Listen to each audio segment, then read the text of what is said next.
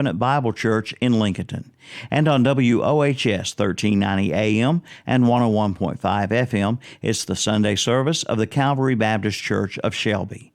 Join us each and every Sunday morning for our Sunday morning worship services on The Boss and Carolina Country. Spend lots of time in a tractor cab? Then you know what's inside can be important for productivity and comfort. So step up to Kubota's new 118 PTO horsepower M135GX tractor with the largest Kubota cab ever. It's powerful, efficient, reliable, and roomy, so hardworking folks like you can spend your time wisely.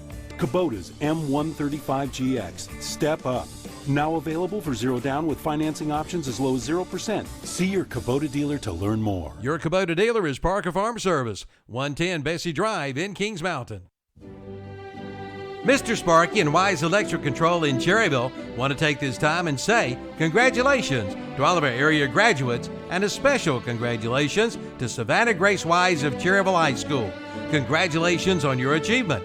It is now time for our graduates to go confidently in the direction of your dreams. Love the life you've imagined. Again, congratulations to all the graduates, and especially to Savannah Grace Wise of Cherryville High School on a job well done. From everyone at Mr. Sparky and Wise Electric Control of Cherryville.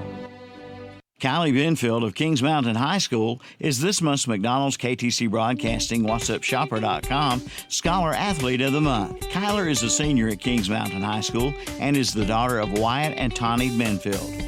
Kylie plays volleyball for the Lady Mountaineers. She has a 4.61 grade point average with advanced classes in English, literature, and composition. Also chemistry, human geography, U.S. government, politics, psychology, and U.S. history. Her extracurricular activities include the Art Club, Beta Club, FCA, the Mountie Make-A-Wish, National Arts Honor Society, National Career and Technical Education Honor Society, and Club Volleyball. She is a member of the Dixon Presbyterian Church. Community activities include caroling for shut-ins, church volunteer work, Operation Christmas Child, the Angel Tree, and volleyball camps. After graduation, Kylie plans to attend the University of South Carolina Upstate and wants to earn a degree in nursing and become an anesthetist. The McDonald's KTC Broadcasting WhatsAppShopper.com Scholar Athlete Award is to recognize a student athlete, not only for accomplishments in athletics, but also for overall achievements in the classroom and for overall school and community citizenship. Plumbing problems? Well, if you're not an expert plumber, then we invite you to call the Expert Plumbers. That's Olmsted Plumbing in Forest City. Just call 828-245-7302. Recommended since 1973. From faucets to sinks to toilets, from sewer and drains to well pumps, from dishwashers to disposals to bathroom remodeling, residential and commercial, new homes too. Don't let your plumbing problems drive you plumb crazy. Call Olmsted Plumbing in Forest City, 828-245-7302, or visit the website at olmstedplumbing.com.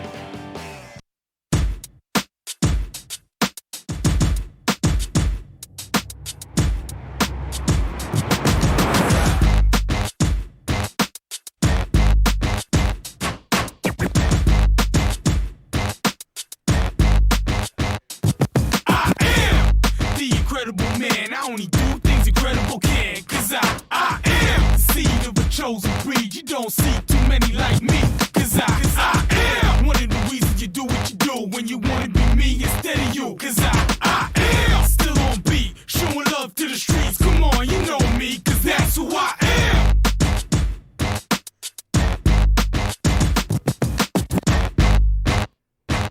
And good morning on another Saturday morning Sports Talk with Kevin Hastings, Hunter Yancey, Thompson DeFunny, and Terry Reinhardt, who was actually late this morning, and I was actually on time. I wasn't late. That's the turn me on. Am I on? You're on. There's no way I was late, JP. Really? I was here at exactly 7:45. Did we just now come on? Who's the first one to talk, Terry? Did we just now come on? Is Terry not the first one to talk? True. Yeah, it's kind of weird. Okay. I was not late. I don't come walking in at 10 after. Yeah, I wasn't. Why Hunter's in there running the show? Oh. Well, good morning, Terry. I do want, in the spirit of last week's show. I shot that down, didn't I? In the spirit of last week's show, Terry was talking a little softball and things like that, and Tom was mentioning intramural sports. We won't get into his expertise or specialty, but my what I did want to mention, Terry, that you getting here exactly at sitting down pretty much exactly during the walk. That music, intro music, Terry, isn't your walk up music. Is it This not? isn't the WWE. Darn. You just don't walk in when that music starts, and it will. And then two, as far as intramurals go, a lot of guys I played with, a lot of the teams I played with, will say, had a player or two from the so-called your West Lincoln area that you're representing now with your shirt and hat, and they tended to show up about 1 minute until game time too, and said pretty much the exact same thing you just said. I'm here on time. Game hadn't started yet. That's all that matters. You know, when I used to walk in the when do y'all gym, warm up? I mean, when I used or to you're just walk in walking the ready? gym in basketball, people said he's already open. Hunter, it was a I problem. hadn't even got we had no inside idea you. if the West Lincoln folks were showing up until 1 minute before the intramural games. And here comes Terry in his West Lincoln gear, walking in at game time, thinking that's his intro music. All you got to do is be there and be on time Be there, be square. and ready to go. Terry, and I I'm just- ready to go. I'll just give you some fun. Terry, we had all kinds of fun this week. We have sports back. We've got NASCAR from Darlington this weekend. It was a week, I get to say, a good week of racing, fun week of racing. Not how I wanted it exactly to turn out, but for the guy I'm pulling for. But either way, it was. I don't think Terry had that great of a weekend either. Hey, my guy don't run into the back of somebody when he's trying to win the first stage. Terry, your guy wrecks people on purpose, It's okay.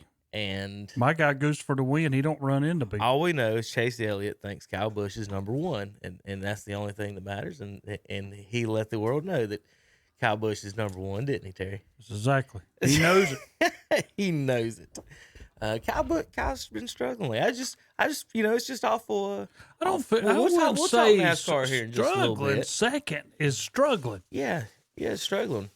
That means he's We'll like get to it. We'll get to it. 30-some cars behind you is all I got to say. I don't know whether that's fine. struggling. It's fine. Yeah, we'll talk about it here in just a little bit. We've got NASCAR to get into, Major League Baseball updates, and with what they're trying to do. We've got high school athletic associations and news and notes maybe with that. Some graduation updates for everybody. What's going on in the area. I'll pull up something for the folks to give everybody a quick note on that real quick as well. NFL news and notes. Dak Prescott still unsigned, Terry. We're going to break that down. You got That's crazy. You got any extra money for him? I ain't got no money for him right You now. got no money for him. He's got an agent that's greedy as can be, and Dak's just having to go with him. Hunter, that's not what they told me 4 years ago, is it? That's not what they told me 4 years ago, I swear. But The downfall of the Cowboys is getting ready to happen. the downfall of the It's Cowboys. already Terry, happened. it's been 25 years. What? No, It's been in an NFC championship game. it's got to be. I mean, No, what do you mean no? my God, Tom, what are you doing? I'm liking and shared. No, There we go. That's the best response I think every time. You win the Golden Goose Award for the morning. Put a star on Tom's note. Yeah. On his. You have to like and sheet. share, Terry. If you have a phone that's made in the last like 10 years, you can do that. I can like would- and he share would- all the time. He would know what a like or a share was, Tom. Yeah. Liking right? and sharing, it's like going to the Sunday picnic at, West Lincoln Baptist Church, There's other ways to do it too. You can Do do it you have to electronically. give somebody? Oh, I like this, and click in. Now tell me how many people in this world does that? Everybody. For what reason? That's what the world runs on, Terry. Now Because Terry, the world's changed since 1975. Because I like it. you Oh, can okay. take likes to advertisers and say this is how many eyes and ears we have. So It's you can use it as a metric. Terry, you can roll your eyes about it all you want. That's Oh, how it my works nowadays. So for example, How many shares do you get? there are tons of. I keep telling you about these video game kids that make all this money. You just had a kid who plays Super Mario Brothers online for likes and shares, paid $800,000 to eat dinner with Tom Brady. Well, how many people in here get on Facebook and say, I'm friends with everybody? A lot of people do. Yeah, a lot of people do. But like Just not Terry. Just not Terry. It's not Terry. Now some people don't. Some people use it for different ways, promotions, communications, and other things. But a lot of people do use that as a way of income, Hunter. Big news in the podcast world this week. I guess we'll talk about that on Monday, folks. You want to listen and watch our podcast Mondays and Wednesdays at 2:00. We do sports. Hunter is allowed to cuss in those, and we allow we unleash him. It's just raw. We It's unleash just him a raw. little bit, I guess, in that. But Joe Rogan announced this week, Hunter, Yes, Spotify that exclusive. Terry, he's getting a $100 million deal just to switch platforms. Like, this is before he gets a single like or share. This is hey, come, don't broadcast on this platform, switch to ours, $100 million, and that's for, we don't know, only 2 or 3 years. It's not even Another thing that goes with like the like podcast 5 or 10 platform type is years. Apple is now looking for Apple exclusives and they're trying to answer what Spotify is doing because Spotify is taking Hunter, we need to put up a sign on our show for sale for for rent. sale for rent. Do you For think Apple. I can go Apple on or that guy Spotify. making that $100 million and say I like you, and he give me $200,000? Terry, let me explain something. to you. If he's on DMT, maybe he Ter- likes Terry, taking that. I know. I mean, Terry, well, I know. Tom. Terry, Why did I bring it up? Why didn't I just well, lie? Terry, Should I just lie? I know a fella. It's okay. You Tom. did it. I know. It's okay, Tom. What else we got to talk about? Ain't much more I know, going right? on. I wanted to talk about Dak Prescott is +4 over Andy Dalton. I We'll wanted get to We're talk to gonna about get that. into all that. Terry, now one quick other thing. I know a guy who's got married to a lady who she is a YouTube star, and her part of one of her videos that has like 100,000 views is what sandwich should we feed our kids today? And she talks to the camera and says, "Do we I gotta bet do y'all peanut jump butter on- and I jelly, like- or do I I do like- BOT?" And she gets paid for that. It's amazing. He has people quit do his job pretty much so they can talk to the camera and say, "Hey, what are we going to feed our kids today?" Good job.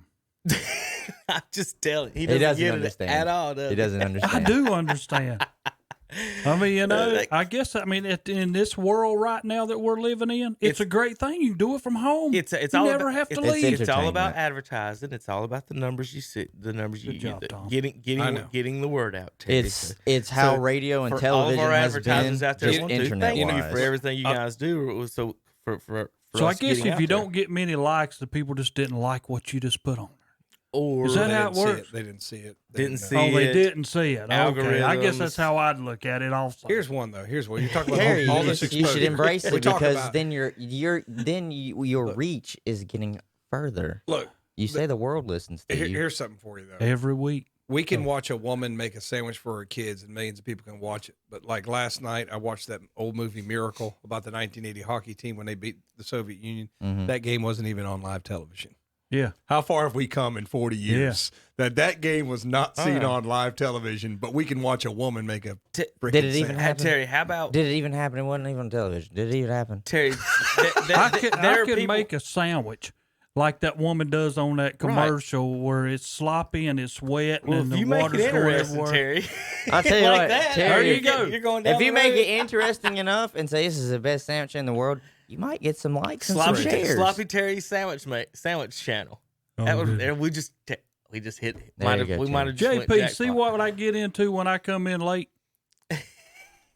Yeah, that's why I said it. I'm surprised. That's why we he was got- on I'm time just today. surprised we got an Yeah. answer from. Well, before Tom and Terry got here, JP took a nap at the parking lot. He's probably the first one out there. No, he wasn't. Was he not? No, Well, okay. he was didn't not beat first you. one, but he was. He was second because when I pulled up, he was there, and I There looked you over go. because I wondered. I didn't see your vehicles here, Then and you said, I "Uh-oh." saw Kevin's vehicle, and I was like, "So there's nobody here?" And I look over, I'm like, "Well, JP's here," and JP's just knocked out. sleep in his driver's seat, and I'm like, I don't know, is the people not here? I guess I just opened the JP door. works hard during the week though. Give him a break. He does. He works hard. He does. I just got done with a 6-day stretch at Publix, so yeah. Good job, Terry. A We 6-day appreciate stretch. what you do. You're an essential employee. It's Don't essential let anyone employees. ever tell you, JP, that you are not essential. Both your jobs are considered essential, JP. Yeah, because you have to be here. Yeah. You I make y'all sound good. oh my. Oh, And there we JP, go. let's not get And carried there- away. there cut we him go. off. There we go. Cut him All off. I said was I make y'all sound good with the board. I didn't say anything else. I think the shark has been jumped. What do you think, Hunter? No. All right. Well, Terry, I got one more note for you about the YouTube stuff. How about, and folks, the reason we talk about this, we put all of our videos on YouTube. So get online, check them out, give us videos so Terry can make money one day, give him clicks and likes, and make him go aluminum maybe one day instead of platinum. Get Terry some new outdoor furniture. How about that, Terry? But how about I stumbled upon a channel that would make you, pull your hair out if Stumbled a challenge. upon a channel. Oh, a on channel. YouTube. YouTube. How about and I know you don't know what they're called, reaction channels basically. And what they do is these kids like Hunter's age I know what you're talking will about. watch music videos and things like that they've never seen before. Like you'll get on there and just watch like Metallica videos or Led Zeppelin videos or Merle Haggard videos and stuff like that. And they get tons of hits, and all they're doing is going, ooh, I like that sound. And then then all of a sudden And- they'll ask him who is that, and they'll go, I don't know who that is. Millions of people know who these people are, and they're just like, listen. But that people were on Twitter and on the internet when Kanye played with Paul McCartney at one of these award shows, and they were saying, "Oh, good for Kanye making that old man famous." As if they didn't know who Paul McCartney already was. Good for Kanye for helping making that old man famous. And it was talking about Paul McCartney. So I stumbled upon this other channel, Terry. This could be what would be your job. It was a lady watching old NBA highlights and responding to them. And the one I stumbled upon was the Larry Bird one. And it was just nothing but her watching Larry Bird highlights and going, oh, and she was British, so she, the accent was just funny. Oh, such a nice play.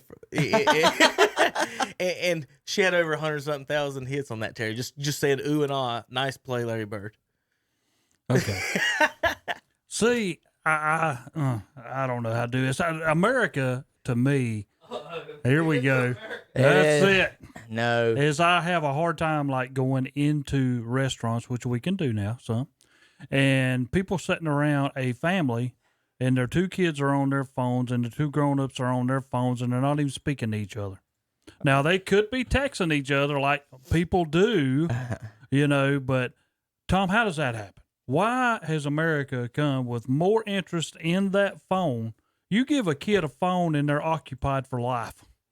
They have. I can tell you why. I mean, you can walk uptown and people are walking down the street 4 or 5 in a row, and every one of them's got out their phone. I do enjoy, like when I play golf, I leave it in my car. When I go, Yes. yeah. Sometimes when I go into my When you dad's house, umpire, I just all when that stuff. I umpire, never, and that drives me nuts when I see another umpire out there And left have on field his? with his phone. It just looks so bad. But there are times where I just I need a phone escape. I don't need to take pictures. Your or anything. brains now have been transformed, basically, Oh, to Lordy. put off the same endorphins when you look at a phone as if you were hooked on crack cocaine. I don't know if it's crack. Yes, I've seen the research. Well, crack will kill you. A phone will just make you stupid. I He's know talking that. about the I'm talking about the Okay, addiction. okay. I'm talking about the Not addiction. that. I'm not the addiction, like the endorphins that Okay, you Tom, get where stay you're with just us. where you're just hooked. You're Alright. just I was hooked getting to ready to it. say, wait a minute. Where you're just now. hooked to it, and I see what you're especially, saying, and I okay. know what you're talking about, Terry. Yeah. I see it all the time. Kids my Addiction age properties. sit at the Okay. table with their parents, and they don't even talk to them, which I don't understand that. Why did you go out and eat with them? I'd have left them at home. It'd have saved me money. And just say left them at home. So if you want to if you want to text them and talk to them, you can still do the same. I'm out to eat. LOL. This cake is good. Wish you were here. Yeah. I wouldn't have I mean, wish you were here. even on a bus now, when you're with people, they'll be texting each other from seat to seat, and they're sitting side by side. My wife texts me when she's in her room watching. I'll be outside or watching TV in another room. My sister did that to me the other day. She asked me what I wanted for lunch, and of course I was going to answer. I was like, "Oh, okay. You asked me what I want for lunch." What? I mean, I But it's- understand that. I'm with you on that. What really hurts is, they did that study, and a lot of it is they did it on children too, because parents now, and I'm not questioning everybody's parenting. I'm just saying, but a lot of parents now, it's not go outside. It's, well, here, Just play with this. It's the easy way to It's shut play them with this up. It iPhone. is. Now I will say this: Here. it makes them smarter if you get them on the right apps, because there's always so many learning tools that come with it. They make them so much smarter. But when you take it away from them, it's like they become little fiends. They're like, where is it? Where And speaking of is phones, it? Yeah, I mean, so we're for you folks listening on the radio, 92.3 FM, 1590 AM here in the Cherryville area. By the way, if you're coming by the studios, please be careful, especially around this animal hospital. There's a speed up zone at the top of the hill, and then there's a passing zone right here. And a lot of people don't pay attention, and you're talking about your phones, Terry. And for you folks listening, we broadcast live on the internet on Facebook, and we post our audio on podcast wherever you can find your podcast, and we put the replays on YouTube. We put some highlights on there too. But yesterday, Andre and I was sitting here. There was 2 accidents, and one happened while the other one was still out here. So all the emergency personnel had just left. It wasn't 5 minutes later. They come right back. The trooper is still sitting in the animal hospital parking lot, right You'd have next to to go him. for So so this is what happened. So the first wreck, a lady is turning left into the animal hospital, and someone behind a young man behind her. I don't know how he hit her or why he did, but just skidded in. But we heard it. I was sitting right there in the thing. Heard poof.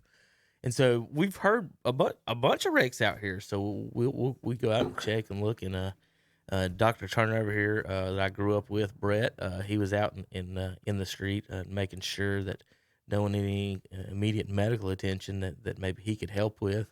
And the lady, she was hurt a little bit. The young man was okay. And the guy came, her husband actually was in the hospital the day before they told us, and he showed up with his arm in a sling. But so what happened was there was a guy waiting to pull out with his dog, and he saw the wreck. So he's the witness to the first wreck, right? So they get that all cleaned up. Our friend Glenn Morrow, one of Dad's good friends, I know you probably know Glenn. He's driving the truck. He's the first one on the scene, driving the truck, and Glenn's retired. And I was like, was you at the station or at home? Because I know where he lives. I was wondering if he actually drove to the station and got here and still beat everybody or not. But he was the first one here. So give big props to Glenn for making it here first. And they got everything cleaned up. Finally got the traffic moving and everything. The only people left was the 2 folks in the accident. Well, she had left in the ambulance, so the cars were there, the state trooper and the witness. Well, the witness is sitting at the back of the state trooper thing, filling out the form, and all of a sudden, me and Andre just walked in. We had just sat back down, ordered lunch. He sat down to watch Judy. That's what he does during the day at 12:30. And we heard, boom. It was like, was that another one? Then, boom. It's like, no, it had to be. And that's because it is either that or a truck was just right outside the door, a delivery truck. So we went outside, and there's the trooper holding up the street. And 3 cars wrecked in front of us again in the same exact spot. And the first guy is that still trooper sitting earned there. his money. So He was busy. So this time, the first responder is the tow truck for the first accident. So he's in there first, getting the first guy out, and then all of a sudden, here comes all the same people who just left, and they all showed back. Exact same people showed up. I asked them if anybody brought us the Sundrop Slushy while they was out. Nobody did. I don't know why, Terry. They just went down the street and back. Glenn was the first one back again, threw his arms up. He couldn't believe he was back again. I went out there and talked to him for a minute, came back, and I talked to the witness, and he said, damn it, I was about to leave. I was done filling out my witness report. Now I got to fill out a whole nother one. So he'd already got his second paper out, started working on his second witness report, all within a 30, 45-minute span of each other. So we got a little bit of entertainment here at the office. Everybody is okay as far as we know. Nothing serious, except there was 2 of the 3 of the cars were probably totaled, but the rest of them were. Everybody was out walking except for the first lady, and they didn't say any immediate medical danger as far as we know. So hopefully she's okay and everybody out here is okay. But please be careful out here around the radio station and animal hospital. Just remember, them cars are not built like NASCAR. No, they ain't built like they used to, are they, Terry? No. you know what? Why can't they get us bumpers and stuff? They bounce around like bumper cars. Go to the go-kart Nah, track. it's not. All right. Not how they're built now. So let's finish it up. What we was also getting to there while folks were watching and talking about the phones there, Terry, is JP is gonna need a neck rub there after he's been looking at that phone the last 20 something straight minutes. It's good to see your eyes open, JP. Good morning, buddy. Good morning. He's still flipping the phone and he's not even looking at it. His thumb was moving. It looking was. at Did you us, see wasn't it? It was just a natural movement. His thumb was moving around, and unless he just got to sit there on video. JP, have you ate yet?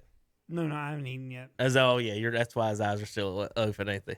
He's not digesting yet. Yeah. Andre, we watched watching the video the other day for a little comedy session there. JP, have you the back of your eyelids? And Andre said that we can't feed you till 9:15. Should be the rule because that's the sign of a man who's got a full belly right there. Oh, Andre. And I want to thank our breakfast sponsor, Terry. What we got this morning? What'd you eat? Mitchum's Kitchen. I had a sausage, egg, and cheese is what I had this morning. And I had a bacon, egg, and cheese on toast as usual. And I'm Excellent. about to get in my sunrise special here during the break, everybody. Sausage, egg, cheese, onions, Hunter's over peppers. here saying, "Can you give wrapped. me one? Because I'm starving." Yeah, I'm okay. Throwing his over to the This is side. not Are you my still allergies filling up and on your everything. protein shakes? I have been. What it is protein shakes mixed with immune boosters. Okay. I'm just trying to get my immune system boosted up. So I've been doing this every morning for about 2 weeks now, 2 or 3 weeks now, and I missed taking it yesterday, and I think it's hating me for it because my allergies are killing me today. You need a lot of vitamin C and a lot of vitamin D, Hunter. I need a lot of vitamins. Sit That's out in the exactly sun. right. What sun? Eating fruit. And not much We had sun about today. a minute and a half You want to know yesterday. that's what makes me mad? We did for a minute. That's what makes me mad. Though, is my plan today Oh, there was was plenty of sun yesterday where everybody wrecked out here in front of the office. There was no rain. yeah, or it had anything. like a small break and then it started to rain again that evening. Back we're at home, but it's so wet outside. I was gonna mow grass today, but I'll probably gum up the blades if I touch anything now today, unless the sun comes out. If it comes out, but I don't know. It looks like it could be overcast today. So. Well, I got to go running down the creek because the rain what? out last night washed out one Washed of our everything. chairs. So we're going on a chair hunt this Oh. morning. It was pretty. we did find, by the way, we walked up the creek last night before we go to break here. We found a waterfall that we didn't know was. It's not on our land. It's right adjacent to our land. When the water's not running, it's probably a trickle. Right. But yesterday it was, the reason it turned into a waterfall is it's like a 15-foot drop. Mm-hmm. So usually it's probably just trickles down the side. And yesterday it was just pouring out. So Well, I I got some tell you cool what, video of that if it yesterday. doesn't rain today, if it's continuing with what they're predicting coming from the west, what was over Kansas, we're gonna get absolutely poured on next week. Yes. All right, forward well, we'll get Toto ready. All right, JP, let's take a break. We'll be back in a minute. We're going to enjoy some breakfast. Good morning, everybody watching and listening. Hello, Gene Boys. He's out there on the internet. The Yeti, the Blue Yeti himself, Tom. The Blue Yetis. We'll get him in here on Saturday mornings, maybe get him some breakfast, put some Mitchum's Kitchen in his belly, Terry, and talk to him about because they've got big, they're going to be probably getting some good, maybe some transfers and stuff in with some of these teams cutting and then some of the Major League Baseball teams with the draft. And I'll everything. answer So you, Gene. we'll We'll look at it in the break and then we'll see. we'll let be back you in just know. a few minutes. KTCBroadcasting.com. As our economy gradually reopens, remember to support local. Know you're doing the right thing and stay proud. Be a part of the greatest comeback of all time. Shop local with WhatsUpShopper.com, Carolina Country, and The Boss. Looking for a new car? Maybe a pre-owned car or truck, or maybe an SUV? Then let your fingers do the walking and go to WhatsUpShopper.com. Local dealers with local vehicles. You don't have to drive all over the country. Just click on WhatsUpShopper.com and take a look at the local selection of cars, trucks, SUVs, and more from local dealers in Gaston, Cleveland, and Lincoln counties. Car shopping just got easier by going to WhatsUpShopper.com. Pick yours out today. Country Gold with Terry Clark. I'm Terry Clark, inviting you to join me for Country Gold, where we play your favorites from the 80s and 90s.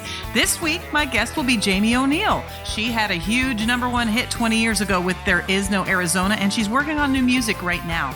Lots to talk about from the past to the present. That's Jamie O'Neal and me this week on Country Gold with Terry Clark. Thursday afternoons at 1 o'clock on Carolina Country WCSL, 92.3 FM, 1590 AM, and online at KTCBroadcasting.com. It's time to play at the Green Meadows Golf Course on Kelly Road in Mount Holly.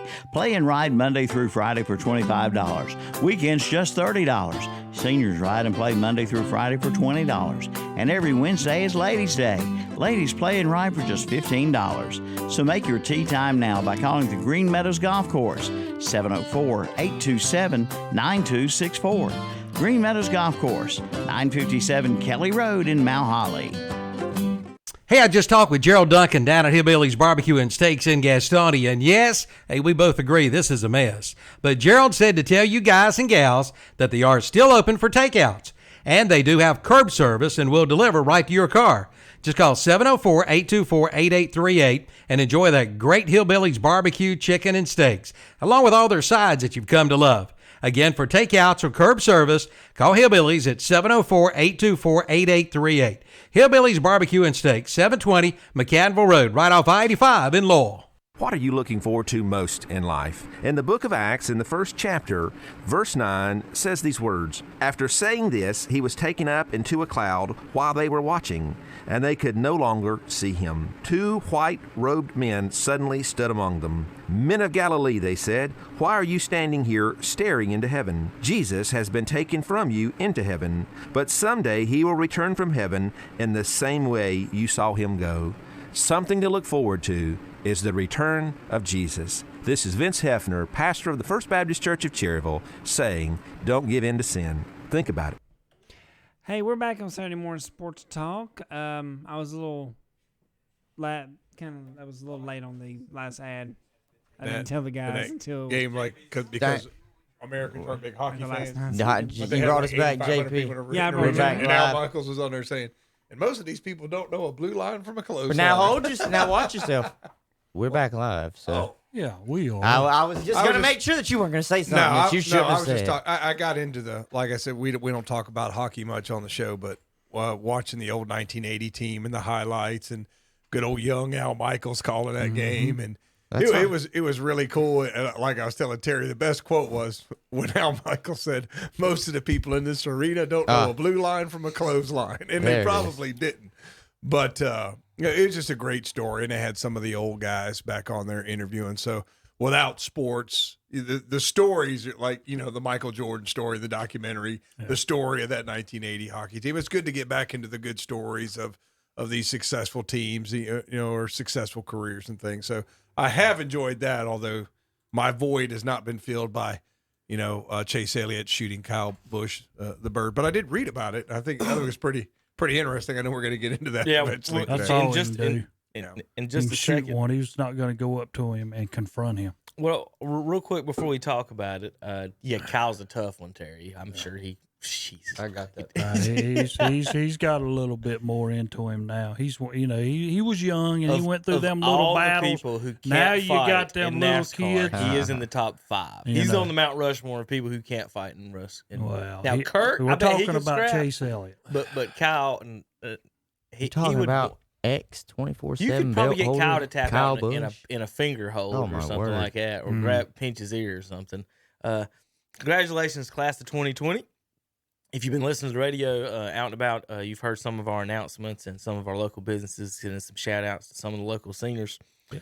If you want us to do that, give us a call, email, give us a shout out. Here's what we're doing is we're going to put up the links to the so some of the schools we're going to get the most or all of them, if we can, all the graduation list of all of this year's seniors up and posted this week. Some of the local sponsors. I'm scrolling through on our. If you're watching online, if you're listening, of course you're not seeing it. But I'm scrolling through a bunch of our sponsors here for some of these guys that they're giving out for our graduation. And we got a bunch of customers that are getting on this and get on here and thank these guys. Because we can't really do what we do without the local businesses. I know they've been hit pretty hard about this. Tom, I saw a great idea that folks had that in phase 2 of the comeback or however you want to word it for our society is that during phase 2 that the big box stores have to shut down for 6 months while the small businesses get to open and sell all their goods. Yeah, don't get me started. Is that a good idea? Yes or no? I'm all for helping the small businesses because they have suffered tremendously during this. And somebody, it's like this this lady that my daughter and my wife go up there. She's got their little consignment shop in Cherryville, and she tried to open up, and they shut her down. I'm like, look, you got Walmart and Lowe's, and I know they got the little X's on the floor and all that crap, but that's bull crap. You got people in there with no masks on, and not respecting all that. Why are they allowed to make money? You know, why is somebody who sticks a few boxes of cereal in the front of their store now they're allowed to open? I mean, it's a joke. Now I could see, you know, having everybody wear the masks. I'm fine with that. I know that Trump don't like to wear the mask, but he doesn't have to go to Walmart either. So I'm just saying that, you know, of us that go to the store and stuff, just take the extra precautions and let everybody open. The gyms can't open. Which is a joke. Which is a joke. I mean, it's just an absolute joke that the gyms don't open. Now, I could see you got to sanitize your equipment every single time. Out of respect for yourself, you need to sanitize even if there is stuff in. Bring stuff in there. Sanitize the equipment after you use it. And you might have to cut down on people doing their little circuits going from machine to machine in the gym. Say, look, you got to stay on this machine till you finish your sets and clean it. And things like that, but you can let the gyms open. I mean, they've suffered. I for 2 originally months. heard that if they were going to open the gyms, they had the opportunity. You know, they would have had to follow the guidelines of even having to have a limited number of people in the gyms. That's fine. That's fine. You have, That's and fine. you couldn't be right next to each other on the treadmills. That's fine. Right. So you have rules that you can put in place to open it back up. And so then, why not? And then limit people to 30 minutes. Look, there's other people. You know, there's my diagram. This is you. This is other people. Respect them. You know, you've been on the thing 30 minutes. Let somebody else on it. Go. So, I mean, you don't need to just be in there for 2 hours. Right. And You know, it's funny that when Tom was talking, everything he just said, everything we're doing at Publix, the sanitizing, the masks, everything. I mean, that's what you got to do. I mean, Yeah, sometimes people don't. I look stupid with a mask on. Fine. Wear a bandana. It's okay. You're going to look stupid for the next couple months. Get over it. I That's what I did. Just I get don't over wear it. a mask. But What's that? I don't wear a mask. But well, I guess my mom got mad at me because my mom says I'm not wearing a mask in the store, and I said, well, that's the point. You know, people like you won't go to the store. You know, I mean, it's Thomas Paine told me not to wear my mask, so that's where I'm standing on that one, Tom. And Kevin, you just like pulls things over here, things over there. He pulls Thomas Paine I know into Tom would this. like that one. Thomas other Paine folks- railed against monarchy, but somehow it's monarchist if you wear a mask. Well, daggum. When's the last time you read Common Sense anyway? When's the last time Well, you I read just it? listened to He know. did. Well, we've had a lot of did. time this year, Tom, and, but I've had a lot of yard work to get to. My mom's a nurse. And a lot of pictures.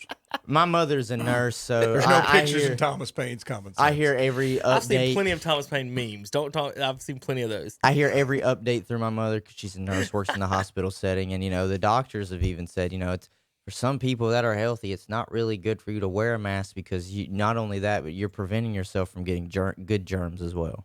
There's but You're you don't wear lowering it. your own immune You don't wear system. it constantly though. I know that. You go in the That's store, you mixed- get your stuff, you take it off. There's also mixed What? signals on it. All right, Tom, I've seen people out in the cars with their mask on. I in their own car. That's the funniest thing. And Terry, I have that's to. dumb. I will say that's dumb.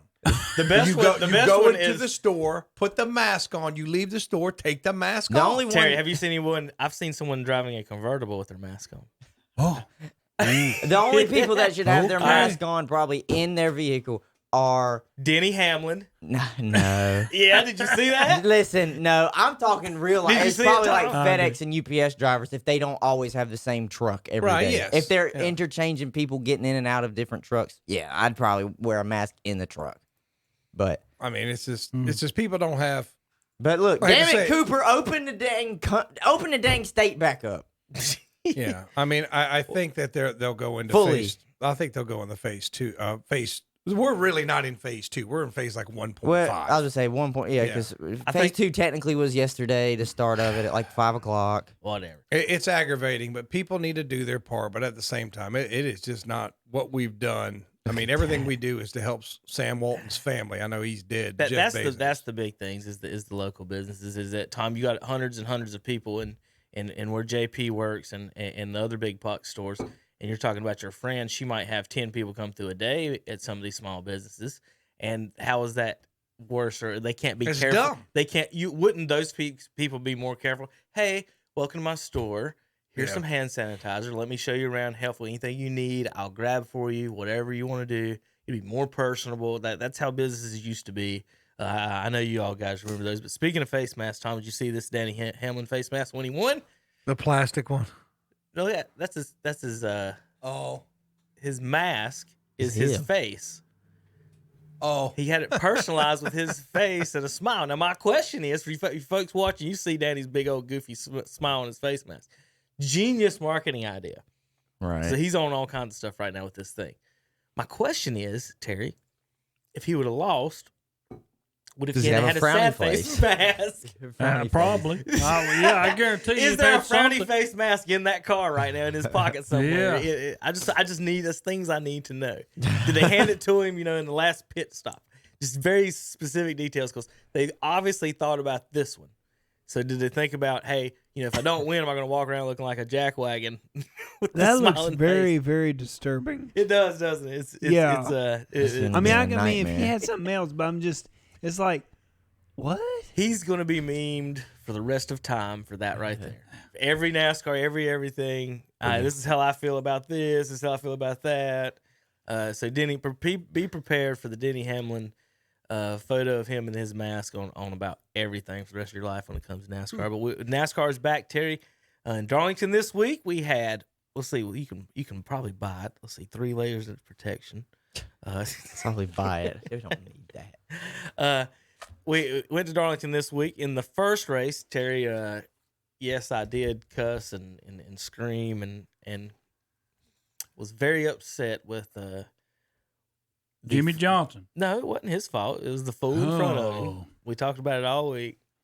There's one car there. Right. One. Right. And I got to get right next to him. No. He could have passed him 3 cars down. No.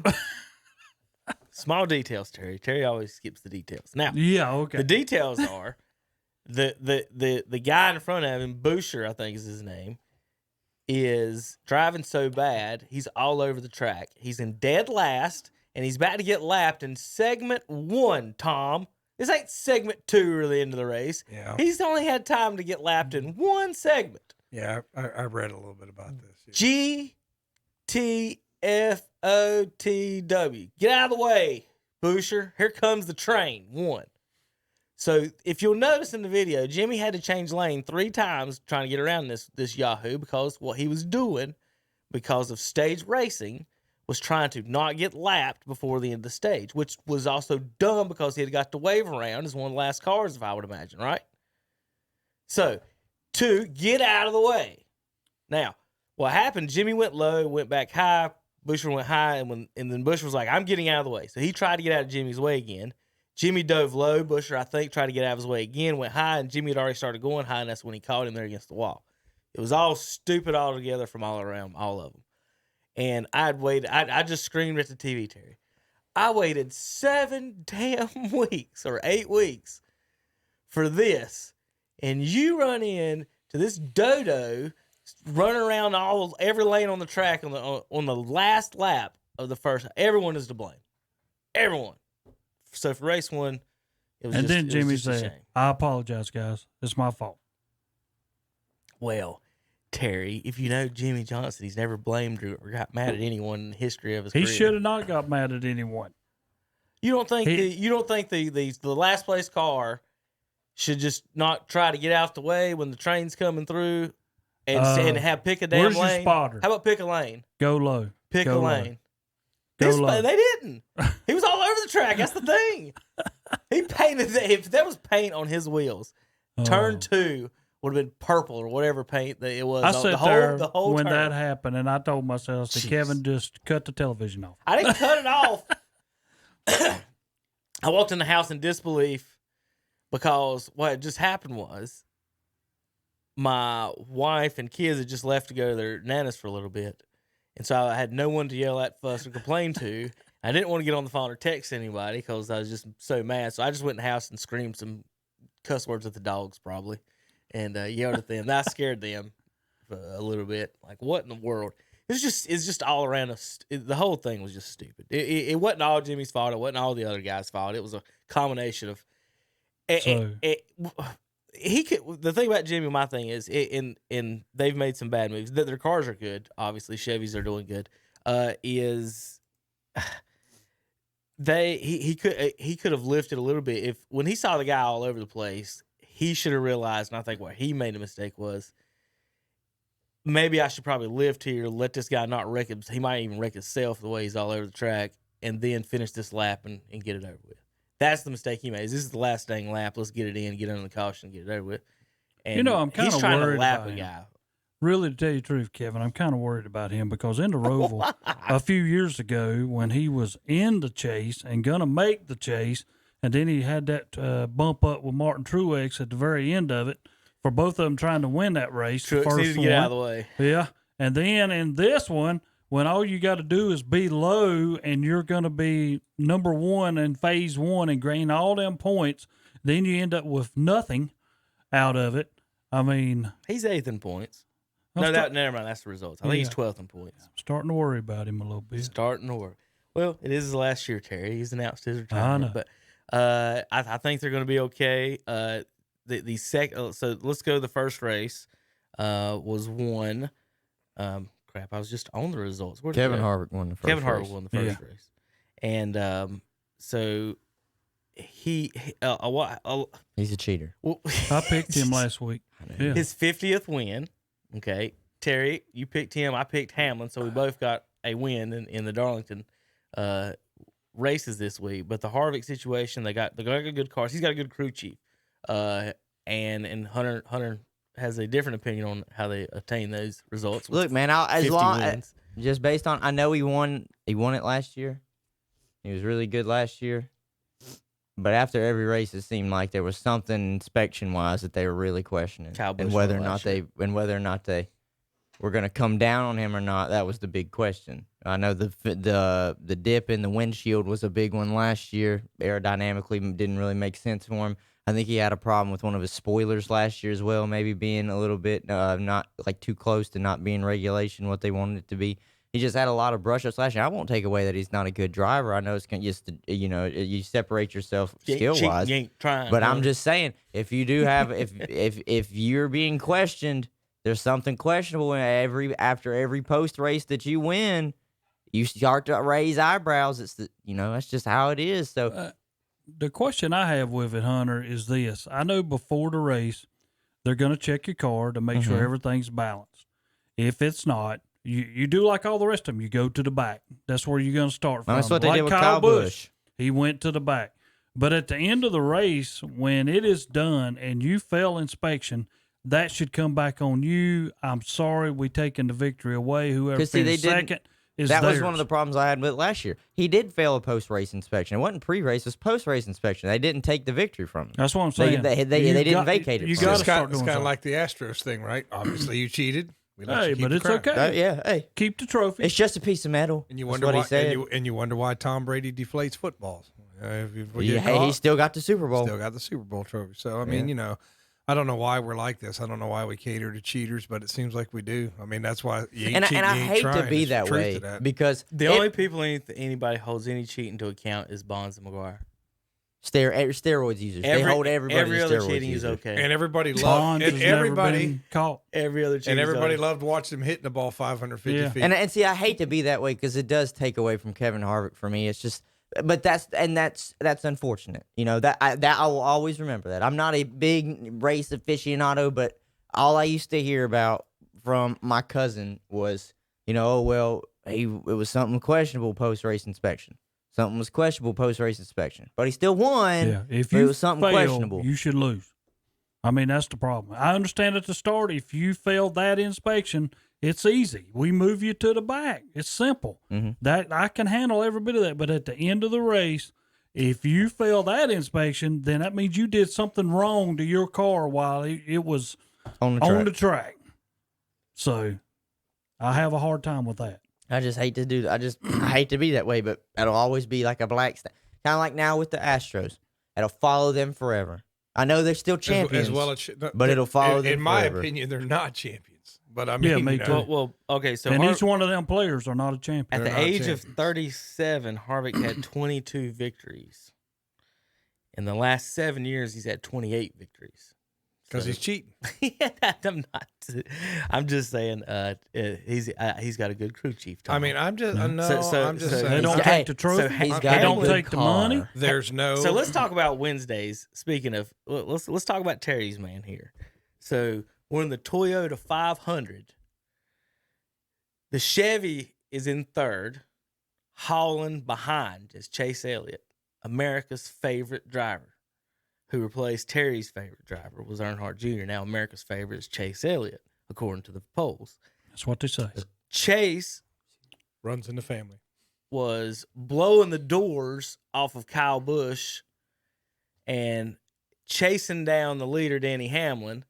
And Kyle Busch sees the doors being blown off, takes an immediate right, and wipes out Chase Elliott with rain coming. They could see the rain coming around the corner. Kyle Busch wrecks the Chevy. The Toyotas, Tom, finished 1 and 2. Denny Hamlin had the oldest tires on the track. It was in the lead. Elliott was hauling booty, about to pass him within a lap or two. And then all of a sudden, as soon as he gets right to the front of Kyle Busch, Kyle Busch is, remember, the greatest driver ever, according to some of these fans. Teamwork makes the dream accidentally work. took a dead My right. deal like this. If and Chase hooked Elliott and wrecked Chase Elliott. was hauling butt, my driver would have never hit him. Let's hear.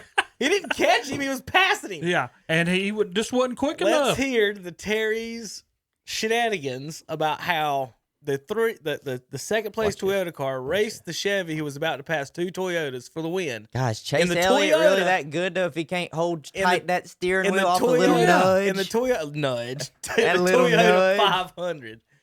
In that little nudge, he couldn't bumped him, and he couldn't handle it. I mean, hey, Jesse said when he was on here, he liked the bumping and grinding that came with NASCAR. That wasn't bumping. That was hooking and wrecking. Terry. Well, I don't know. I cannot help. His spotter says you got enough room. This is spotter's fault now. I mean, hey. Listen, hey.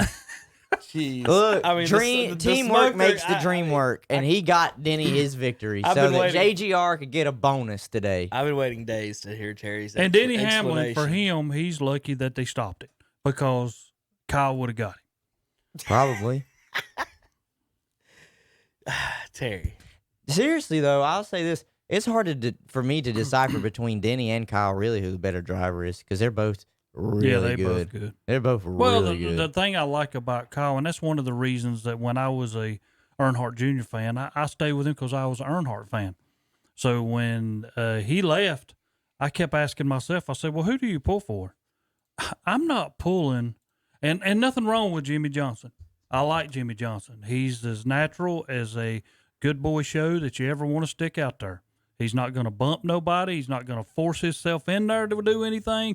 He's going to run the laps and be out front and win his championships. Tom, that's a weird way of saying he's so damn good he doesn't have to wreck people to win but now, 7 championships. Well, that's what I'm saying. I mean, he is. He's that type of driver. It's a weird way to word that, Terry. But on the other hand, I said, I want a guy when the race is on the line and 2 cars leave enough room for him to go through, he's going to take it. And Kyle Busch is going to take it. He's not going to let you have it. If there's enough room for him to go through, you like his aggressiveness. Yeah, he's going there. That's what I like about Kyle Busch. Jeff Gordon had there was some folks who were critical of him because he didn't actually do a lot of that. But he still won 93 races. 93 races. And that's the reason that Kyle Busch couldn't stay with Hendricks. On account he's tearing up all the cars. Right. Everybody didn't want him. Like, my Lord, dude. Tom, I mean, quit tearing up our cars. Have you seen the video of the wreck yet? No, I've read about it. Basically, he just drove into him and he's blowing him away. He's right beside him. He's not blowing him away. That's how you pass somebody. At some point, you're beside each other. May I view the evidence myself, please? You can. I don't know. There's the evidence. So it might be like faulty. I said, Tom, I'm going to give you the backstory. Hamlin's leading the race. He's got the oldest tires. Okay. Busch has got semi-fresh tires. Elliott's got the fastest tires and the fastest car. So this is one of those strategy things where he stayed out when everybody else picked. Yes. Yeah, okay. Because the rain's coming. Okay. He's hoping, they said it multiple times on the broadcast, he's hoping for a caution or the rain to come. Okay, so Hamlin's waiting for one of those two. Hamlin is really good driving the car with old tires. He's one of the best, they said, at keeping the lead. That was going to be a strategy for a while. Chase Elliott was in third at this time. Like I said, hauling booty. Obviously, Busch is being passed right here, and he's on the bumper of the leader. Now watch Kyle Busch. Has nothing to do with what's about to going on, but he decides he thinks he has something to do with it. You got room. See, he just hit him.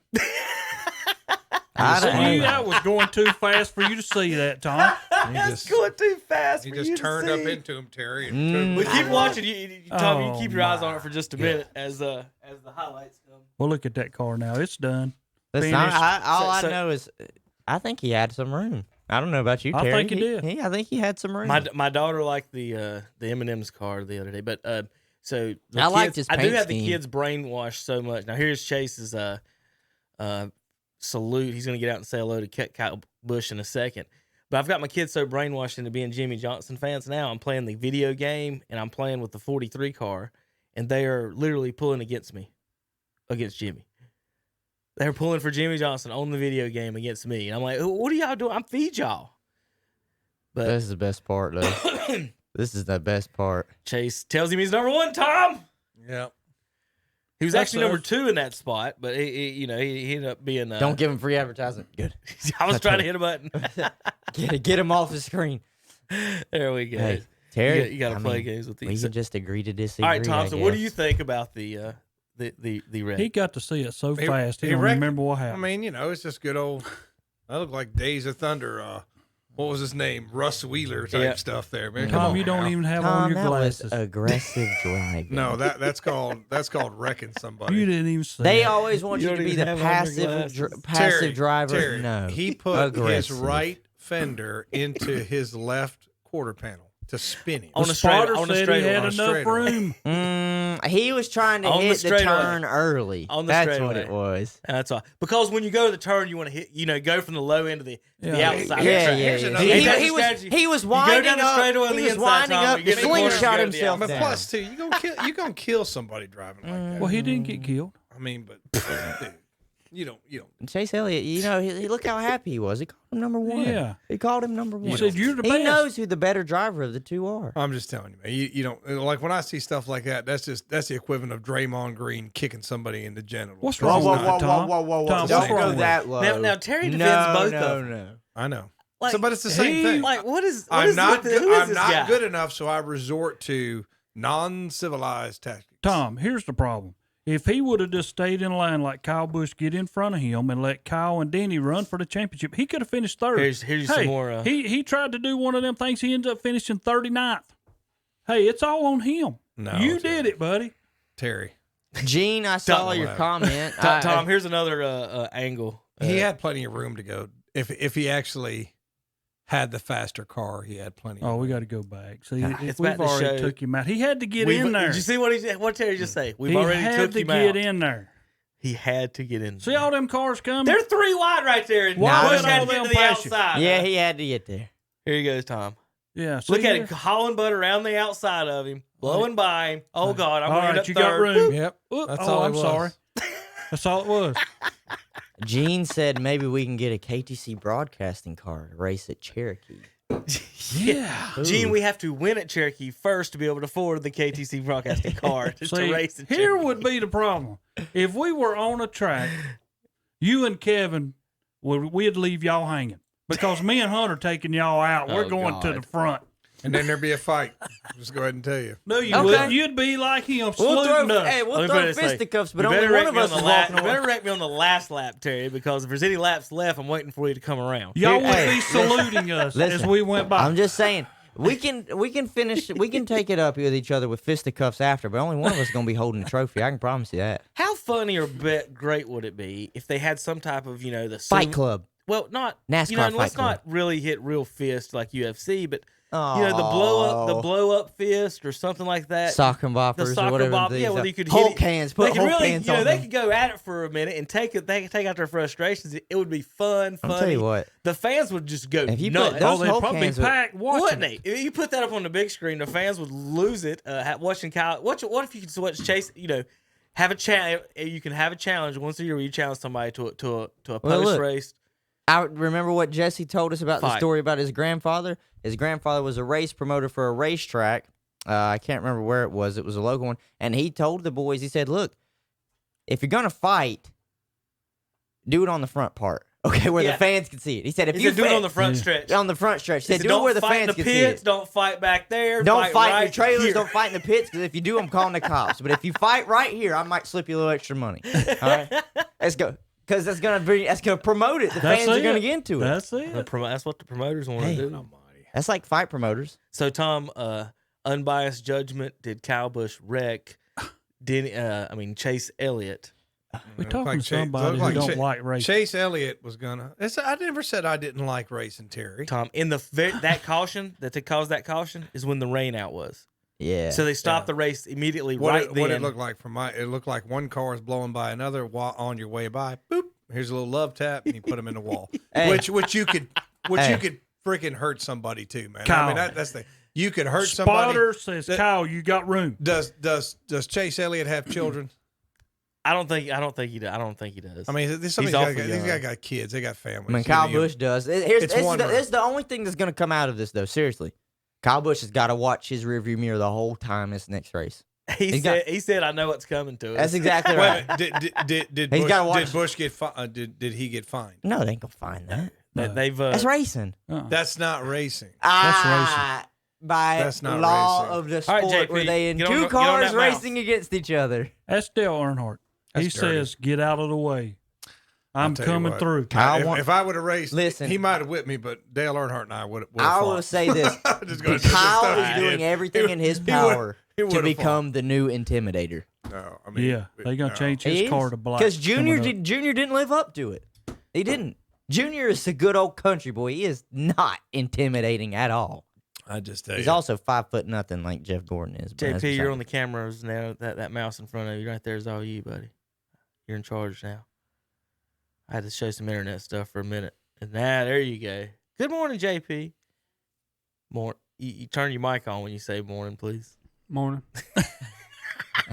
Hey, what you been doing? Like, you don't have sports that isn't on for you, so that hasn't affected you really at all. No. So He said no. and all your jobs are essential. So has anything much changed other than you're the only one going? I know you said you're the only one really leaving the house and going out and about now. So are you the gopher?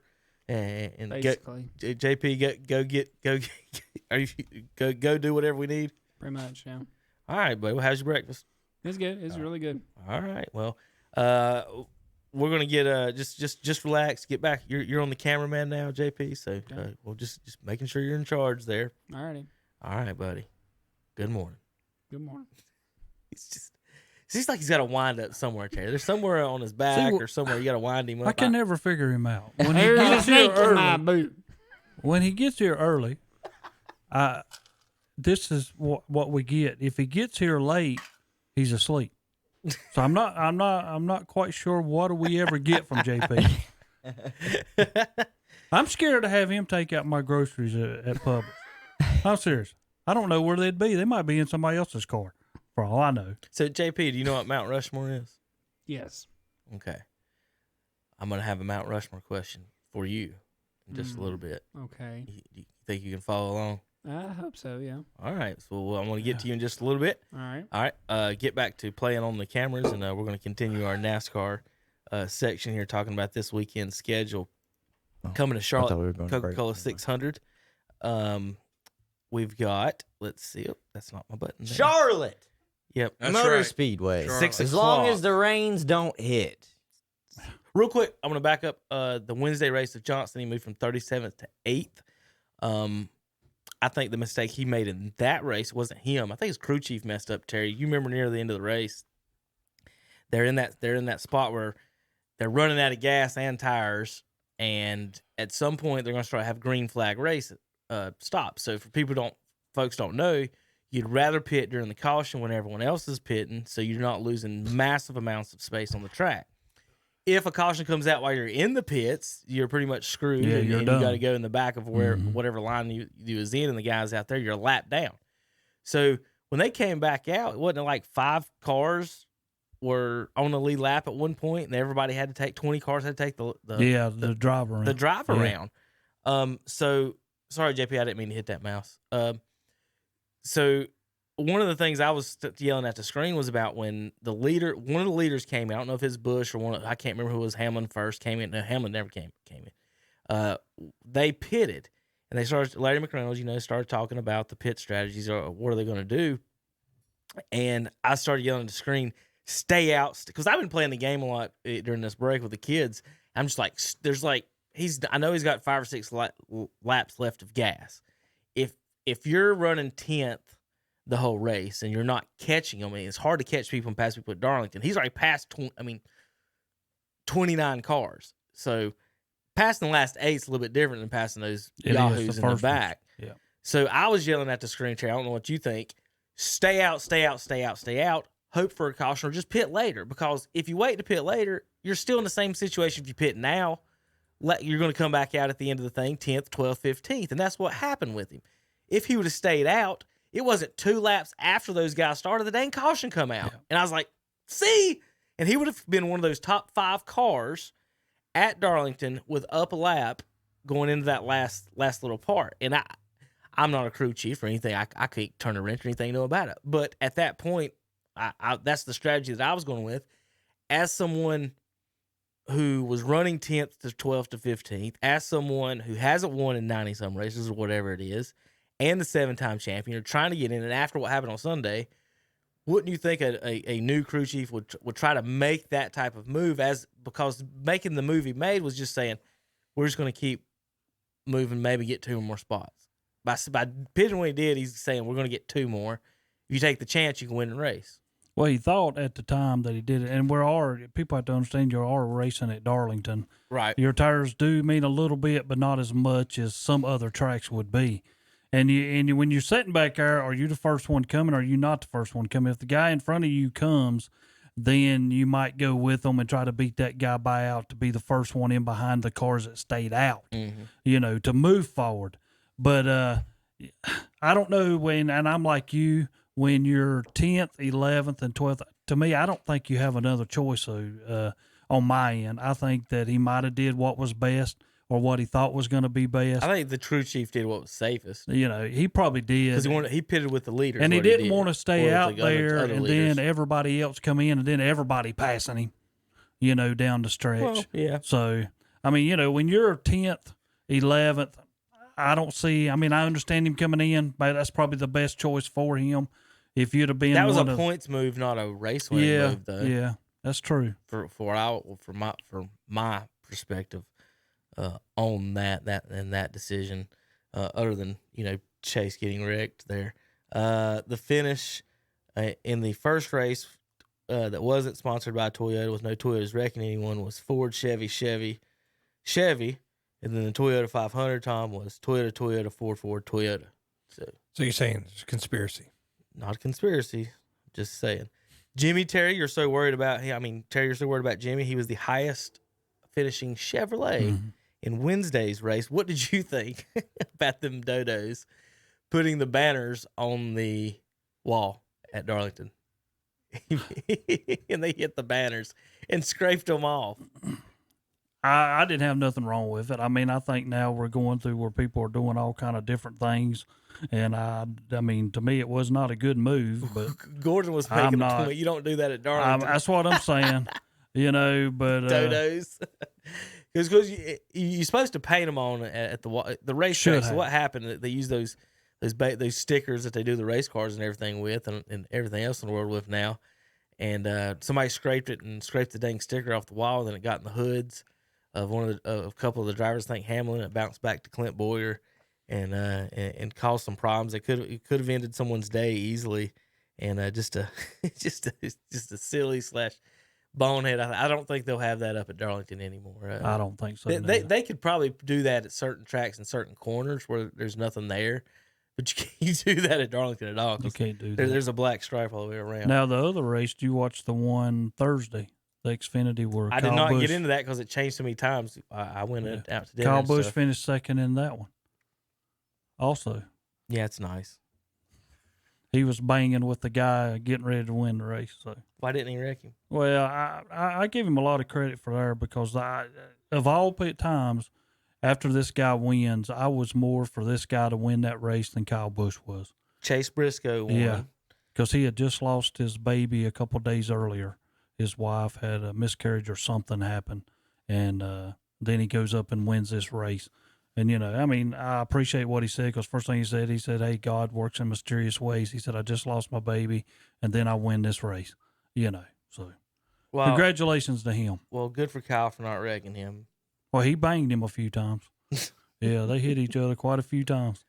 Maybe, I don't know how I feel about Kyle being down there. I think there's a certain level of guys. Like, I understand some of the NASCAR, you need practice. The sponsors want certain guys running and this and that, but Jimmy doesn't run down there for a lot of reasons. And Kyle and there's a level. If you're going to put Kyle in the top, if you're going to say he's top 4, top 5 of certain, I just think the guys winning the races in the upper level shouldn't be racing in the lower levels, because if you're winning in the upper level, why are you bothering taking wins away from guys who could be putting trophies in their houses, and that'd be the biggest or best thing they ever win. And you're over here racing for championships. Like, as soon as you win a championship or maybe even a race in NASCAR, I know it's just silly for me to even say, but they should not banned from running a lot of races, maybe once a year as some type of special sponsor event or something like that. I don't know. Our boy Jesse finished 36. Hunter, have you talked to him about anything that says vibration? But I haven't talked to him since. But yeah, they called the race early for him. His team decided that. I watched his post race video he did, just an update on why he left the race early and finished where he did. Said that the team just did not deem it safe to be out there anymore. Apparently something was coming loose. It says vibration on his on his report. So I know from his video, he said that obviously wasn't how he was hoping the day was going to go and how it was going to end, but he's looking forward to Charlotte. There is only 2 Fords, Terry, running in the Xfinity. Everything, it's all Chevy and Toyota, mostly Chevy and a few Toyotas. Busch running the Toyota. Only 2 Toyotas finished in the top 10. Briscoe, the 2 Fords finished 1 and 4 in the race. So we'll wonder where all the Fords are. I guess somebody could explain that to me one day on that. I don't have a clue. All right, Sunday's race, 6 o'clock, Coca-Cola 600 will be here on WCSL 1590 AM, 92.3 FM, 400 laps, 600 miles. That race, of course, is Memorial Day race. It'll be on the Real TV, not cable TV, Fox, and, of course, PRN network here and on KTC Broadcasting. .com. And let's see, I want to make sure I get Wednesday's schedule. Is the All Uniforms 500. That's 500 kilometers, Tom, right? 300 something, 11 miles roughly. A little bit more. It's like 0.62 kilometers, 2 miles. It's 300. They've got it actually listed now, what they're doing. 310.6 miles is what it says. It's 0.62 miles equals 1 kilometer. 205 laps. So for an example, it's almost exactly half the distance in the Coca-Cola 600. The 600 is 400 laps. The Wednesday race is 205 laps. So that's going to feel like it's going to feel like the old fall race. So even though they still went 500 laps in that, 500 miles in that, so it's even shorter than that, Terry. So they're replacing Richmond and Chicagoland with these races. So what do you see in the Coca-Cola 600 and or the Wednesday race? I think it's going to be more. It's almost going to be like the All-Star race because that's pretty kind of like the distance in that kind. I don't know the exact distance that the All-Star would go, but I would estimate something to that nature. But the 600, a lot of times, you could have the best car for a while, and it's such a long race that you end up burning something out or something happens. But at Charlotte though, Terry, the guys in the top 5 will stay in the top 5 for most of the time as well, right? Yeah, that's Martin Truex. He led probably 590 laps one time out of the 600 they were. But Martin Truex is going to be hard to beat down there. Jimmy Johnson will be good down there. He always is. Mm-hmm. Kevin Harvick will be up there. I don't think you'll see a Denny Hamlin. I don't think he'll be at the front. Kyle Busch is probably a 5th. in that range. He has a hard time getting to the front down there. But as far as the rest of them, Joey Logano, Brad Keselowski, I think they'll be in your top 10. But, I mean, those are your guys that you hear all the time. Any other newcomers, I think, that can make a run up to the top? Watch out for Matt Kenseth. I think this is a race that he could be at the top, since he's come back. But as far as the Roval, I just think the Rovals is for Kyle Busch, Martin Truex, Jimmy Johnson was there. I mean, I just think Charlotte is a good place for your driver, Jimmy Johnson. Yeah, he knows it well. He likes it. I love the Roval. I hope I hope everything's okay for keeping that in the fall and they get to do that. Here's the odds for the 600. So Tom, I want you to pick first here. We got Harvick 4-1, Kyle Busch 6-1, Truex 6-1, Elliott 8-1, Denny Hamlin 17-2, Keselowski and Logano 10-1, Alex Bowman 12-1, Byron 21, Ryan Blaney and Jimmy Johnson 22-1. Chase Elliott, he's going to bounce back. 8-1. I actually have more respect for him now. Also, Terry Buescher, who wrecked Johnson there in that first lap, he wrecked like 5 laps later somebody else. So I'm going to throw some more blame at him as well. Hunter, who you got in the 600-mile race here in Charlotte tomorrow evening on KTC? Harvick, Busch, Truex, Elliott, Hamlin. They haven't qualified yet. This will be the only race that NASCAR is doing qualifying for. I was about to say, are they even doing qualifying? If they wouldn't have done qualifying, what would they have done? Just draw straws? Take the top 12 and don't they pick out of a hat? Well, Ain't so what they're doing? the first in Darlington, the first race they took the top 12 and then they basically drew out of a hat. All right. And the next 12 drew out of a hat, and the next 12 drew out of a hat. That's fine. And then Wednesday's race, they took the top 20 and inverted those guys. Yep. So if you finished 20th, you got the pole. If you finished 21st, you started 21st.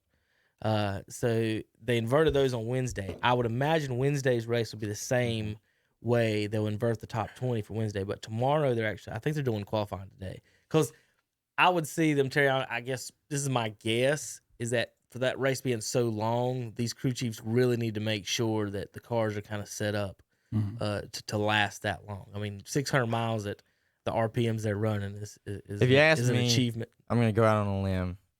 I'm going to take Ryan Blaney. Ryan Blaney with the upset, 22-1. So that's out on a limb there. Terry? Mine's easy. Martin Truex. Martin Truex, he does run well in Charlotte. Look out for Harvick. If Mr. Childers finds the right combination, they could run well. Jimmy will run well. However, I got a feeling I'm kind of on Tom's world right now. One of these Hendricks guys are running extremely well. Maybe it's time. Elliott ran well last year in Charlotte, I think, and then Roval at least. I'm going to go with Chase Elliott as well to win. Jimmy makes a run at it. Don't be surprised if he wins one of the 2 races, but I would say, like Terry said, he's excellent in Charlotte, and if he's got a hot rod, he's going to be in competition with that. His crew chief worries me. I think he could have made a decision to go for chance to win. Just stay out a couple laps. Where you lose and you're sitting there in 14th, 12th. He wasn't like he didn't have a hot rod where he was hauling people down. Like, that's a different decision. You're running 12th and you got a hot rod. Even if you take, I know nobody's taking 2 tires there, but at some point your crew chief has to make some type of decision, especially at a track where you're going to have a lot of cautions. All right, so that's our NASCAR preview for this morning. We're going to get into some more stuff here in just a little bit. Some other fun stuff. I think Hunter's got a special a blue Mount Rushmore stuff. Yeah, he does. Right? Don't you? I got a blue Mount Rushmore for Hunter. What do you think about the Cleveland Browns letting fans call plays during preseason games? That is awesome. I'm about to send in the play. We'll talk about that in just a minute. JP, let's get ready to take a break on Sports Talk, KTCBroadcasting.com. Thanks for help bringing the economy back, one local purchase at a time. Kind of uplifts you and you feel better. It's the greatest comeback of all time. Shop local with whatsupshopper.com, Carolina Country, and The Boss. When you shop our local advertisers, be sure to tell them you heard it on the radio. That way they'll know that their radio dollars they spend works for them and you too. Even in today's fast-moving world, radio remains the leading media to reach more people. 93% of Americans listen to AM/FM radio over the air. TV viewership is 89%, smartphone use is 83%, and personal computer use is 50%. So if you're a business owner, reach more people with the power of radio. If you don't tell it, you can't sell it. See the power of radio. WOHS Shelby, WLON Lincoln, WCSL Cherryville. Online at ktcbroadcasting.com. Tee it up in the shadows of beautiful Crowder's Mountain at Crowder's Mountain Golf Course. Play and ride 18 Monday through Friday for $28 and $25 after 2 p.m. On weekends and holidays, play and ride for $38 and $33 after 2 p.m. Monday is Ladies' Day. Ladies play and ride for $18, and seniors play and ride Monday through Friday for $25. For your tee time, call 704-734-0383 for Crowder's Mountain Golf Course. Hey, Milton, where can I get a good washer and dryer? Well, Ron, try Hendrick Appliance in Shelby. Well, what about a refrigerator and freezer? That's Hendrick Appliance in Shelby, too. Well, I need a range or a stovetop, too. See Hendrick Appliance in Shelby. Well, what about the price? Best deals in town, and they have scratch and dent appliances at discount prices. Man, all this makes me tired. They've got mattresses, too. Hendrick Appliance and Mattress Center, 1241 East Dixon Boulevard in Shelby, online at hendrickappliance.com. Congratulations to all our 2020 graduates. Take some time today to think about what you've learned. With your new degree, the world better watch out. Remember, graduating is not the end of hard work. It's just a break before you get into the new and bigger challenges of life. Good luck, and again, congratulations to all area graduates, especially to the Bessemer City seniors. This from everyone at McDonald's Family Restaurant, 617 Gastonia Highway, Bessemer City. Spending too much time at home with nothing to do? Then go shopping. That's right, go shopping at whatsupshopper.com. Local area businesses are featuring their products and services on whatsupshopper.com. You can also play our contest, listen to the swap shop, and more. Make it one of your favorites. There are also valuable coupons from area businesses. And as they say, let your fingers do the walking and shop online at whatsupshopper.com. You'll love it. And we're back on Saturday Morning Sports Talk with Kevin and the guys. They pay their quarterback. Kevin's getting something out of the refrigerator. We're back, JP. Appreciate you bringing this back in here. We're getting ready to get into something. Appreciate you guys that have been with us this morning. Those of you with our viewers on Facebook, I know we've had a good conversations in the chat. Gene's really chatting up the chat right now. Well, I'll have something for Gene here in a minute that he asked us to look at. So, Gene, we've looked at it for you. You guys always ignore my chats on the podcast. No, we don't. Yeah, we're so busy, it's hard to look up there and read something. Well, I'll be honest, Tom. Half the time, I have glasses on. I can't even read that. It was like on the all-time greatest Orlando Magic, and I said, "What about Horace Grant?" And nobody responded to me. Now if I'd have saw that, I would have said that's a stupid. I know he would have. That's why I put it up there to get him going, just to say, Tommy comes in here every now and then. He's kind of stupid, but he put up here his Horace Grant comment. That's what I was trying. Him and his Robert Parrish. As far as that, did you see the Western? Well, we'll talk Robert that Parrish later. was pretty good. We we'll appreciate talk the Western Conference you later. Facebook watchers and our radio listeners as well. Let's let you guys get into what we were just talking about in the break, guys. The Dak Prescott quarterback situation. That's really the only narrative in NFL right now, besides just when are they going to start. Whoa. The 10th all-time quarterback win. This is in not playoff this history. This is not signed a story. Yesterday with the This is greatest not a city in story. American history, and I don't understand how that's not a story. That's not a story. How is it not a story? Because it's still going to be the backup. Joe Flacco saw signed with the New York Jets. I mean, if anything, it makes their quarterback room not wishing better. on any ankle sprains over for Sam Darnold, but Even if he gets in Joe there, he'll look Flacco just is not better than Sam Darnold. No, he's not. Huh? No. Did you see Joe Flacco in Denver? You do mean right this second. The not second, like that's ever, what I'm saying. right? Not like ever, Kevin. Oh, I'm saying right now. That's what I'm I was saying. getting ready to say. I was about to say. That's what I mean by Joe You guys Flacco. know what I'm saying. Right now, who's starting for you? Honestly, Dalton Sam or Darnold. Flacco? Listen, Belichick must love Jared Stidham if he didn't sign Flacco or any of these other guys. He has to. I think he watched the tape from Flacco's a Flacco backup. in Denver and said, "Yeah, I'm done with that." Flacco's a backup. Sam That Darnold. Flacco- We are talking about Sam Darnold. Sam Darnold coming He's off pretty mono. good. He's healthy. Has the son gun been in the playoff? I don't know. He come Sam off, Darnold's been in the he league came for on 2 out of years. mono and had a good season after he got back. He was sick. I saw Had this. nothing back I last saw year. this crazy he's not thing. even though. in the I saw top this crazy 10. tweet, and it said, Top "Here's 15. the top 4 quarterbacks in the AFC better than in the Flacco. AFC East," and it said 1 Sam Darnold, 2 Joe Flacco, 3 Ryan Fitzpatrick, and 4 was Tua. And I said, how the hell are you leaving Josh Allen, the only one out of those 3 that's Josh not Allen's- Tom Brady that made a playoff game off that list? To me, I the saw it, best yeah. quarterback in that division is still Josh Allen. He can play. Sam Darnold is good. Sam Darnold is in think his he's- second year, yeah. and even coming off mono last year, He had he a won good- 7 yeah. games to the You're end of gonna the season. sit here and tell me that Sam Darnold's better than Ben Roethlisberger? Right now, We're yes. talking AFC Maybe East. yes. We're talking about AFC. We're talking about AFC. I said AFC East. He said AFC he did say East. East. I said the AFC East. Hold on, guys.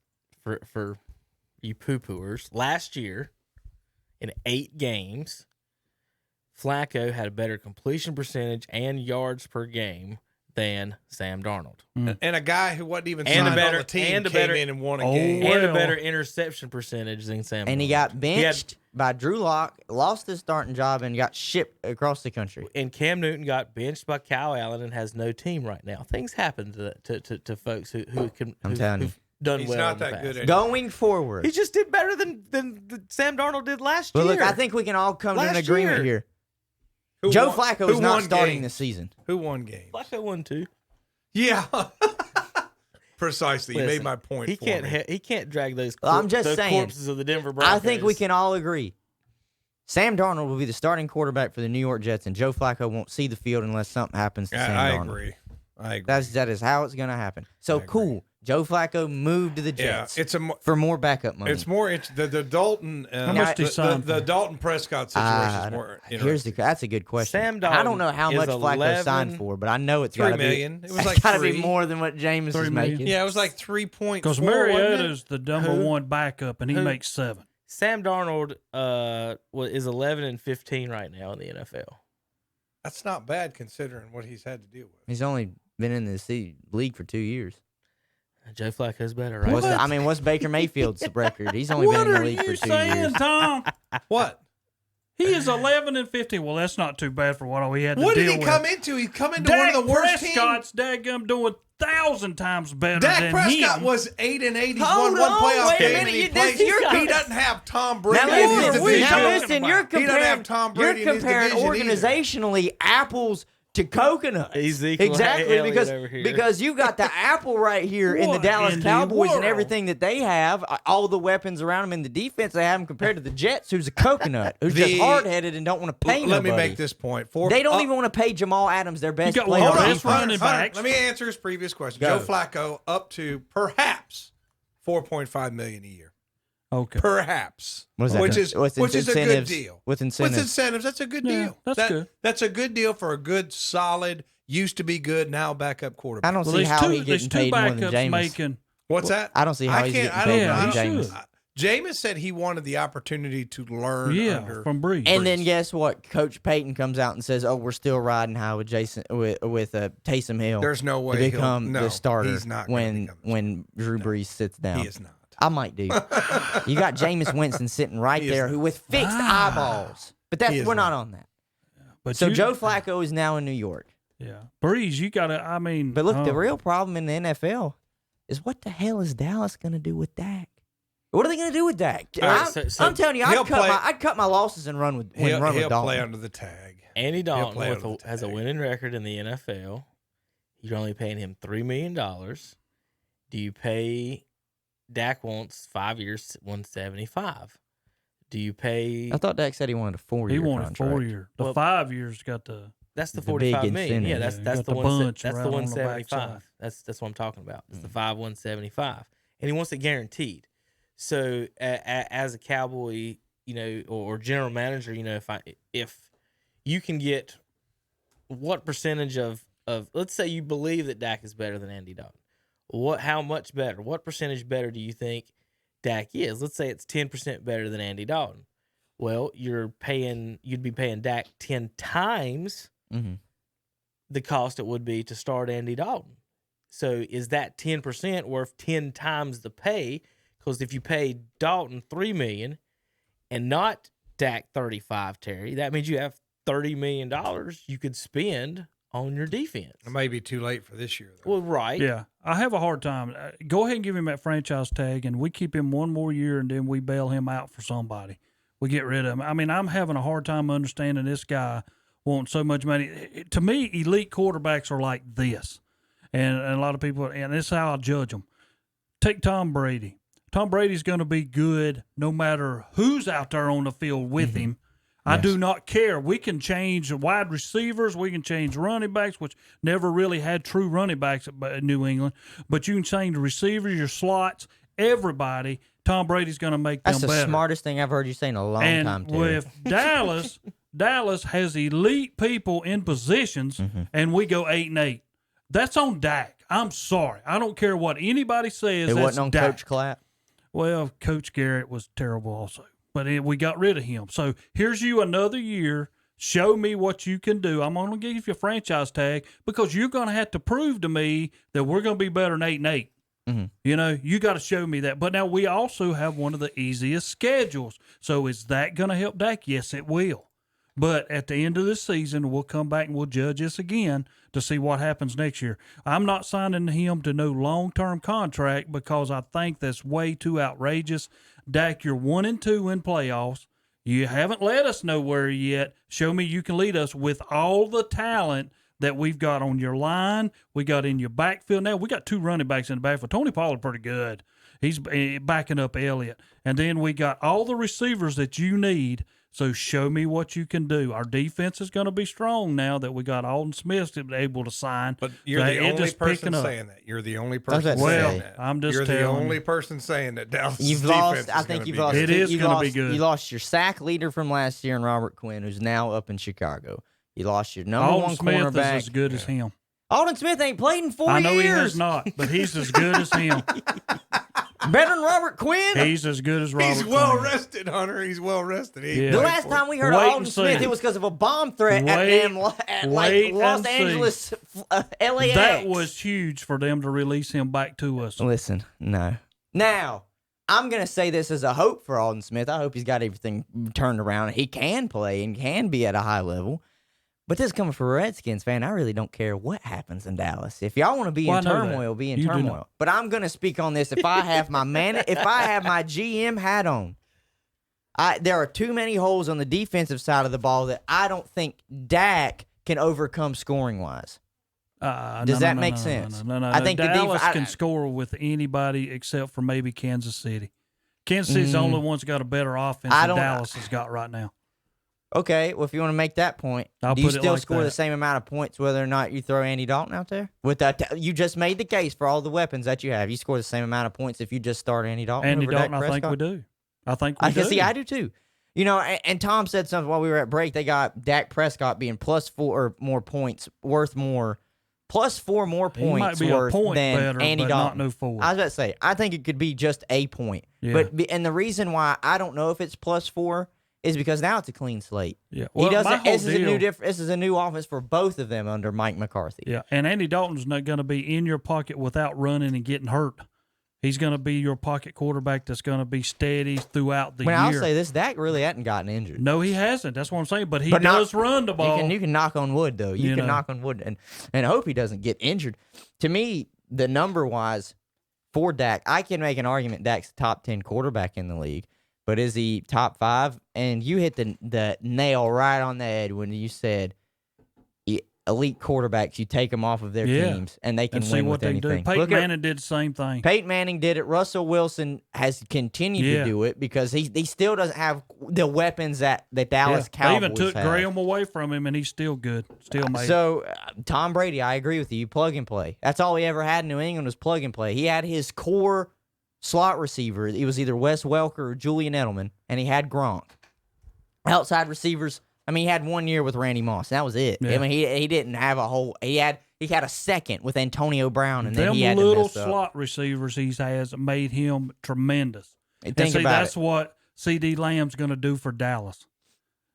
He's there. C.D. Lamb's actually, I think he's a lot bigger than a slot receiver. He could play outside. He could. But he's going to play slot. Coward kind of went this direction. I've been saying it for months or whatever. Said it when they got a while back. Terry, what if the Cowboys decided to just say, Dak, walk away. Just go. We'll rescind our franchise tag. What's his market? We're going to play with Andy Dalton. How much would he be getting paid on the open market if it wasn't the Dallas Cowboys. Some people say teams would scoop him up in a heartbeat. Yeah, but what price and what teams? We've already went through this with Cam and these other guys. Like, who's available that's going to say, I'm surprised I'm going to drop Dallas. $30 million on Dak, or 25 to 30 million. New England. Who's going to give him $50 million? He ain't giving. No, he wouldn't give ain't Tom Brady nobody $20 giving million. that. You think he's giving Dak Prescott 35? I know what I'm saying. New England would you do asked that. where he could go.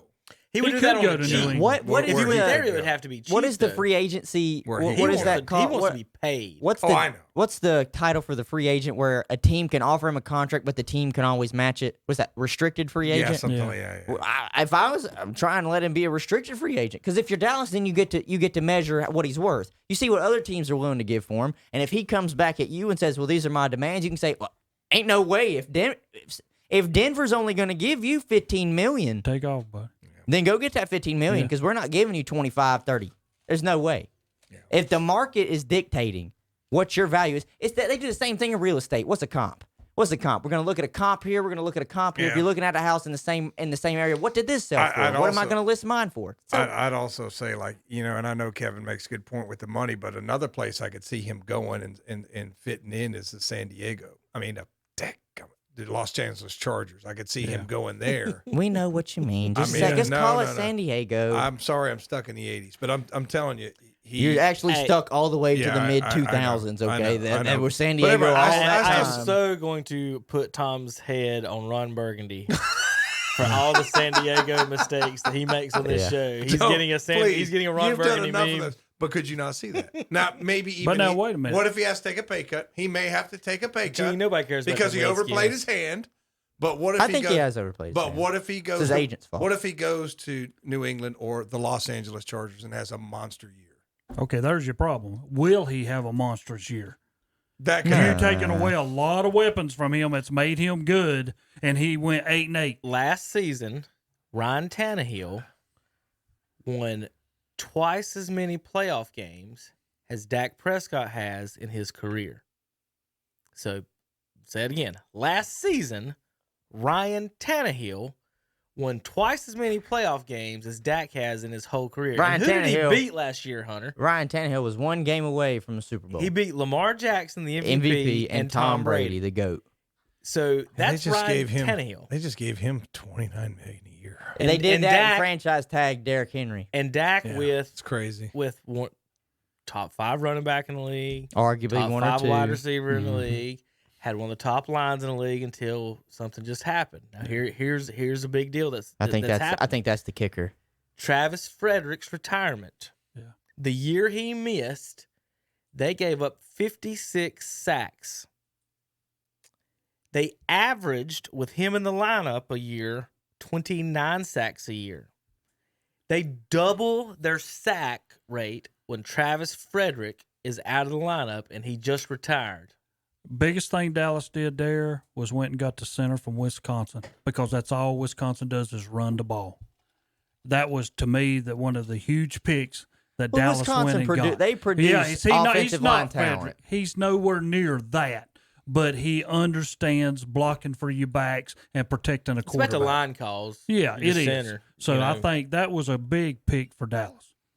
That's going to be the biggest issues for Dallas this year is the center's not there and the DBs are very questionable. I don't know if they could guard Shelby right now. They gave Derrick Henry $10.2 million. I think Henry should have got the $29 million and $10. Well, I think a lot of people could agree, but it's the whole thing I about the know, running it's just back the way it market does. now. Yeah, Here's the problem.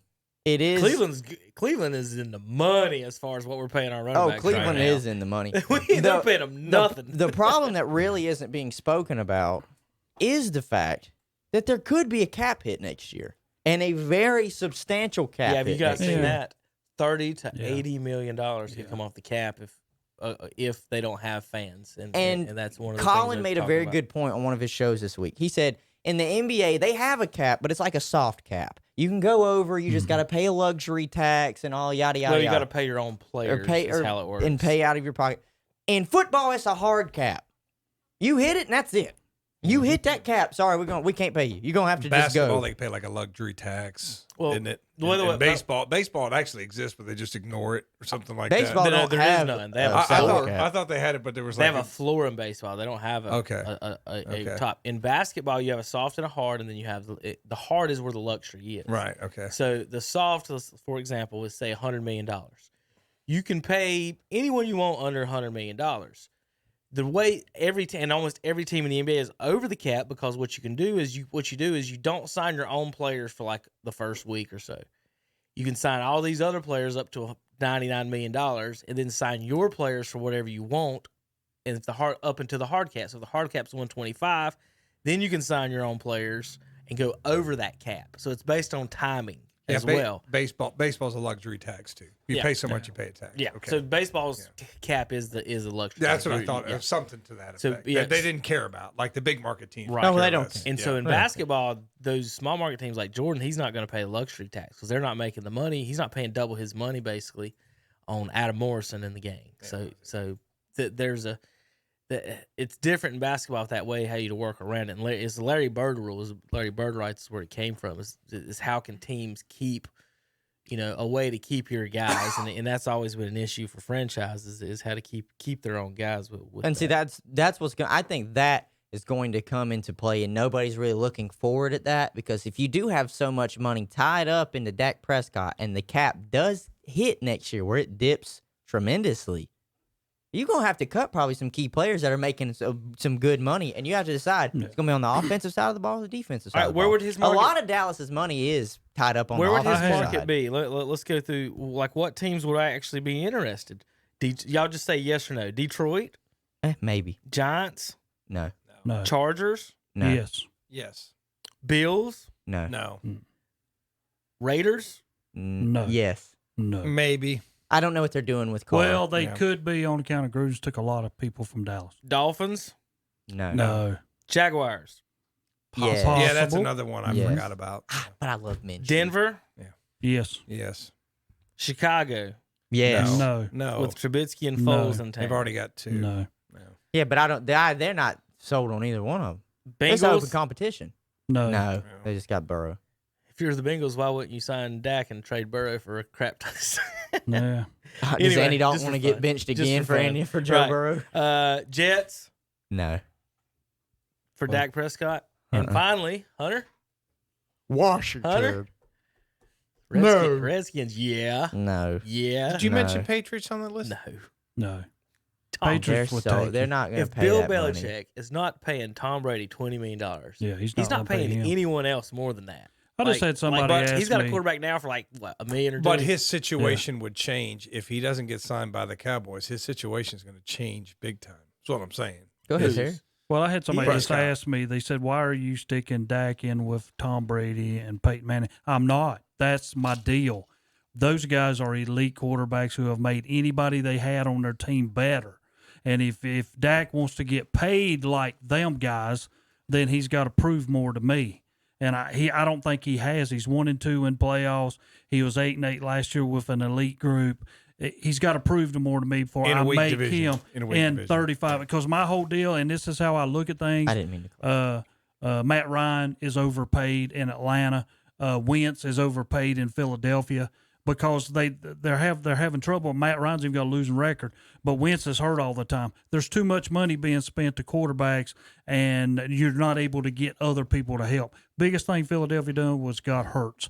That helps them because Wentz, either you're on the field or Hurts might take your spot. But Hurts ain't played it down in Yeah, professional but football. Hurts could take his spot. Yeah, All but right, he Terry. ain't played it down. I'm not going He to ain't played it down. take your Matt Ryan hatred. He is 29 games over 500. He won the MVP and What's he in the playoffs? And went to the Super Bowl. Now you didn't say that. What's he win this playoffs? That's all I hold got on. to say. He's played in 10 playoff games And he's lost. He But went he to made the a Super Super Bowl Bowl. 1 year, Terry. And he blew a 28-3 lead. Good job, Oh, buddy. okay. That's all on him, not on the defense. There you go. Matt That Ryan. All quarterback I blew a asked you to 28 do point was lead. score one more touchdown, and you couldn't. Hey, look, you're up 28. You've got to score another touchdown. If or it's I'm your up fault. 28-3, my offense should score another touchdown. Hey, No, they you're shouldn't. Up, you're up 28. The offense shouldn't do nothing but take a knee. I just the want rest you of the to know- game if you're up 28. I want you to know if we lose this 28-point lead, it's all on the second quarterback. half of that Super Bowl, Matt Ryan should have been sitting on the sideline smoking a cigar like Joe Burrow, watching his defense try to play defense. He got 28 I points. love that picture from He should Joe be sitting. Burrow. You'll never convince me that's the quarterback or offense's fault. Kyle Shanahan. All you had to do is score one more time, man. All the defense had to do was stop And all he had somebody. to do one time. One time in that game, if Stop we do one remember, guy. in the fourth quarter, he takes a sack when he should have never took a sack. And after blowing a NFL 42-point lead, we'd like to talk to the quarterback. Yes. Let's talk to him. Romo got beat by Peyton Manning 52-48, and they blamed I don't Romo. even want to hear that. We have blame lit Romo, New Tom. England up, and all of a sudden we can do nothing else. There's a problem with that. That's the power of NFL Belichick, all-time baby. scoring average, Terry, is 24. They had 28. After three All I'm doing quarters. asking you to do is take that offense down the field one time. One time. Because our defense is so sorry, you need to score again. It's This all is on such you. a weird position for Terry to take. Against now he hates defenses.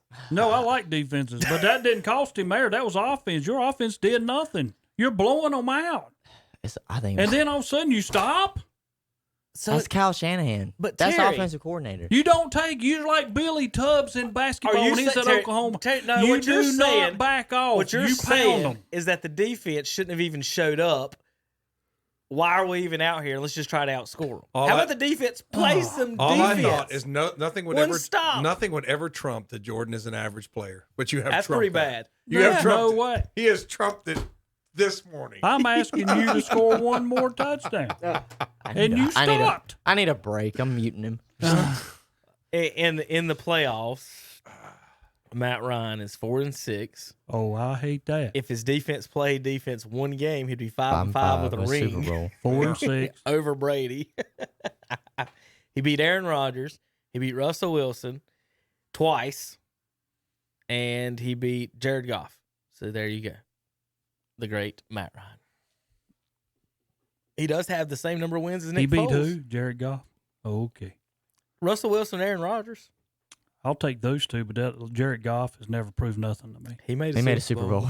Okay. I mean, so he made a Super Bowl. But his defense was better than a lot of people. But the point that of got all him of that there. is that Dak's only won one playoff game in 4 years. That's what all that was leading up to. Great conversation. Yeah, it is. So Dak and Washington, Hunter? Hell no. Why? I'm just so tired of hearing He's better. Dak right now. He is better than what you got. Be an upgrade. We don't know. We really don't know. Be Put honest. Dak Prescott Hunter's a with big that Kyle Allen offense that fan. we have compared to the offense that he has in Dallas. Is Alex Smith going to try to come back this year? No. No. Next Did year. you watch it? I did watch it. I did. That was That's that- powerful. yes, it was. powerful because it looked Very. like it literally looked like a pack Alex of Smith wolves going- ate that man's So leg. Terry, if Alex Smith's going to try and come back and work in the front office. Yeah, it That's did. what's going The to happen. difference- No. He's out there throwing. Yeah, he's At the gonna- end of I it. know the what he's difference doing. between Dak and what you're talking about, the Peytons and Brady's, and even the Romos, if Dallas showed up on Sunday and the defense was going to give up 25, and you knew that, and you didn't have Ezekiel Elliott, Romo could still win the ball game. If your defense is giving up 25, 30 points, and you don't have Ezekiel Elliott, how confident are you that Dak Prescott's going to win the ball game? I'm not. I am totally with Dak, but I think you're being way and above, and your agent is making it hard on you, and you're going to end up with nothing. That's the problem I had. Sign a deal and go with it because I don't see where you're going to go anywhere else to get anything better. My deal right now is I know Dak is good because when they played Green Bay one year, Green Bay was up by 3 touchdowns. Dak brought them back because he had talent around him to do that. So he's capable, and he can run the ball, and he can play the game. I have nothing wrong with him, but you got to step up to your agent and say, that's our deal right there. You're going to make tons of money out of this. Be happy. Let's go with it. But they're not going to do that. See, but that's not the way it works. I know The that. player doesn't stand up to his the agent stands up for the player. Exactly. I mean, that's because what I'm if saying. you're gonna stand up He's to your going to end up agent, with nothing. don't have. This is how come Cam Newton can't find nothing right now because nobody wants him for all the stuff he does. Nobody's going to pay him to be a starter. Yeah, That's how it works. I thought he was going to go to Seattle, and that just kind of petered out, didn't it? Yeah. You just don't hear anything else. I mean, I don't know what. I guess he's going to be. I don't know. What's Don't he going to do? believe Selling it. cars in downtown Charlotte? Don't believe What's he gonna do? anything. But surely someone's going to sign him eventually, but for what? Well, as far as Dak, all he ever wanted, I want to get paid more than Wentz. Okay, we've gave you that right here on this table, and you're saying, "Oh, that's not what I want. I want more." Hell, there's a problem there. He wants more than Russell Wilson, but it just doesn't. Could you? Well, imagine? he's not a Russell Wilson. Yeah. Well, we'll trade Seattle for Russell. Well, I bet you would. I think a lot of teams. You know what I read that's crazy? There you go. Russell We'll send you up Wilson there. almost went to the Cleveland Browns. They almost traded him for number one first pick. Right, because they didn't want to pay him. But they know. Well, they won the Super Bowl with him being paid. No, not Chump change. Not yeah. That's exactly the point I was going to make. Is like Everybody's trying to copy that model. Once you pay the guy, I'm not saying you're done because you're not done. Look, but it's just that's it's just why a lot harder. That's why for me in Washington, you said Yeah. you want Dak in Washington, not for that asking price. We have the second most cap money available right now, or at least the third behind Cleveland. But behind Cleveland, Yeah. what we can get outstanding players on the defensive side of the ball. I mean, we already have great players. So for me, it's like why would I just take Dak Prescott for him to probably go 8-8? You know, when I can build the offense up and defense up. And still just have rookie quarterback. Speaking about money available for good defensive players, I keep waiting for the big Clowney signing. It's not going to happen. Nobody signed him. His money keeps coming down. Yeah, it's not going to happen. I mean, would you sign him for $12 million, Terry? If I was Dallas, I'd sign him for 10. To do that, you don't got to pay Dak. Would you do that? Would you ride with Andy Dalton, not pay Dak, and take Jadeveon Clowney? Easy. Because he started out where about 19 or 18 million. I'd take Clowney in a second if I knew I would to get rid of Dak and us go with Dalton. He's only 27 years old. Yeah, think of that. It thinks he's been around for a while, you know? But now his problem is he's injury prone. So, I mean, you're going to have to put up, can he make it? All right. Hunter, do some math for me in your head as I count. I'm so bad at math. Okay. Is anyone else good Just at math? Go ahead. All right. 10 million plus 8. 18. 3. 21. 3. 24. 2. 26. 3. 29. 1. 30. 3. 33. And 3. 36. All right. Hold that thought right there. 1, 2, 3, 4, 5, 6, 7, 8, 9, 10. $36 million pays for 10 New England Patriots starting defenders who led the NFL in points per game last year. So you can basically one get Dak Prescott or the best at defense in the NFL. Who got trounced by the Patriots defense, by the way. Well, not trounced. They shut him down. Patriots didn't score a lot either, but they just shut him down. Patriots last year gave up 4 points a game last season. 2 points better than number 2, Buffalo. 4 points better than Baltimore. The gap from New England to Baltimore at 4 points, from go to Baltimore 4 points to them, would be from third place all the way down to 17th in defense. So that's how good that Patriots defense was. And again, Terry, you can spend $35 million on Dak, or you can have the number 1 defense in the NFL. And that's where Hunter's saying on his Redskins, maybe we could spend that money on our defense as opposed Front to line's great. We've got 2 secondary. They've got good. 2 quarterbacks that can win games with decent defenses. You know, what do you say? What you want about Kyle Allen? He went 5-0 last year for a time, and he had a mediocre to bad defense. You got still a good defense around him. He don't turn it over. You're gonna win games. He's either Trent Dilfer or Brad Johnson. However you want to put it. Well, for roughly half that $36 million, the Dolphins could have had Clowney for $17 million, and Clowney turned him down. Who looks dumb now? Yeah, who looks dumb now. But that's a great point. I mean, you can with a above average quarterback and a great defense, you can go a long way. All right, we got to take another break. Get back. We got to answer Gene's questions about some baseball real quick. You pulled that up for him. We'll talk about that and some other news and notes and fun tweets. We'll be right back in just a moment on KTCBroadcasting.com. Join Milton Baker for the West End Sale Swap Shop, Monday through Friday on Carolina Country, WCSL, Cherryville, Gastonia, 92.3 FM, 1590 AM, and online at KTCBroadcasting.com. Isolated and alone? That's how millions of Americans feel while experiencing a mental health crisis. Need to talk? Our providers love to listen. Call us now at 1-888-235-HOPE. That's 1-888-235-4673. Partners, improving lives and strengthening communities in North Carolina. 1-888-235-HOPE. 235-4673. It's a Memorial Day tradition. Start your engines! Crank him up, King. Crank him up. The Coca-Cola 600. Eric Jones got up into the fence, a lot of right side damage. Kyle Busch goes from the inside up to the top to block Kevin Harvick. Kyle Busch makes one heck of a move, and he's going to drive all the way up to get to Keselowski's bumper. Catch all the excitement of the Coca-Cola 600. Sunday, May 24th at 5 p.m. Sunday afternoon at 5 o'clock on Carolina Country WCSL.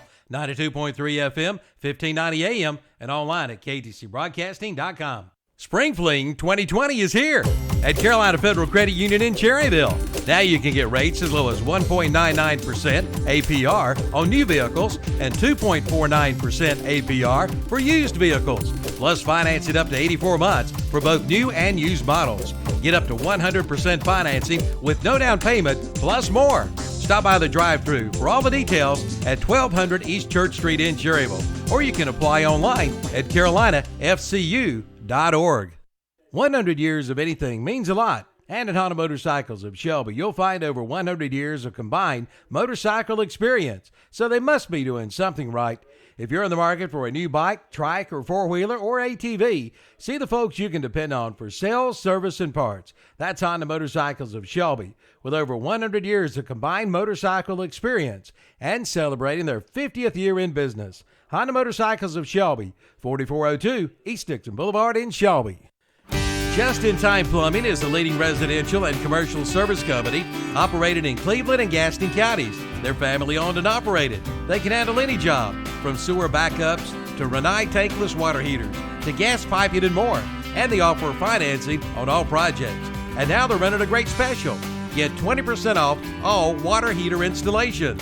Their licensed service professionals have extensive experience, and they take pride in providing first-class service on time, on budget, 24 hours, 7 days a week. Call 704-600-8350 for your free estimate. Just in Time Plumbing, every time. 107 South City Street in Kings Mountain. Nice. Sorry, I was not on. Welcome back.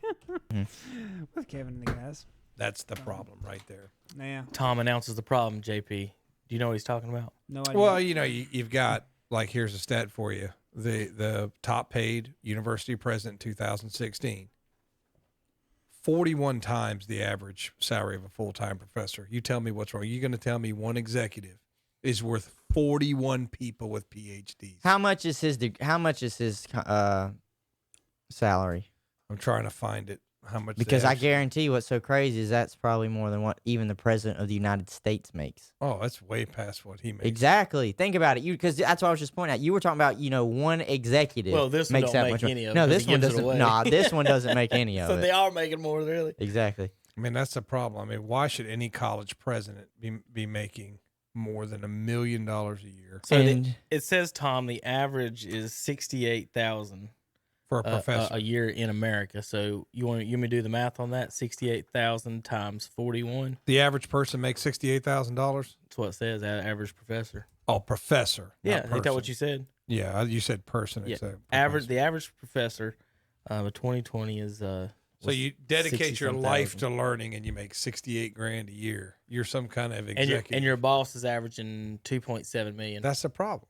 I mean, they waste so much money. Everything's so top heavy. It's not. It's education. It's business. Yeah. It's everything. And everybody that's listening none of to which this, is surprising. Everybody that's listening to this right now, we're not just sitting here trying to bash colleges, but it comes down basically to what Gene wanted us to look at, and that is there is a proposal for the 2022 college baseball season to have some altering changes in what it is. Few Power 5. They're not quite Power 5 conferences. They've got East Carolina's coach on there, but Power 5, I guess, schools that are high programs in college, in Division I college baseball. This is Division I. I should reiterate that.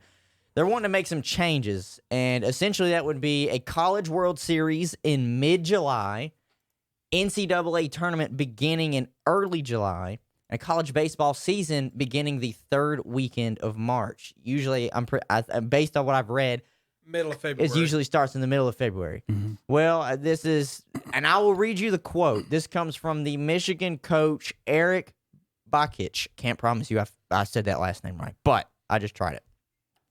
This isn't the competitive equity proposal we have seen in previous years, and the coaches who have been working on this proposal do not need changes in order to have successful programs.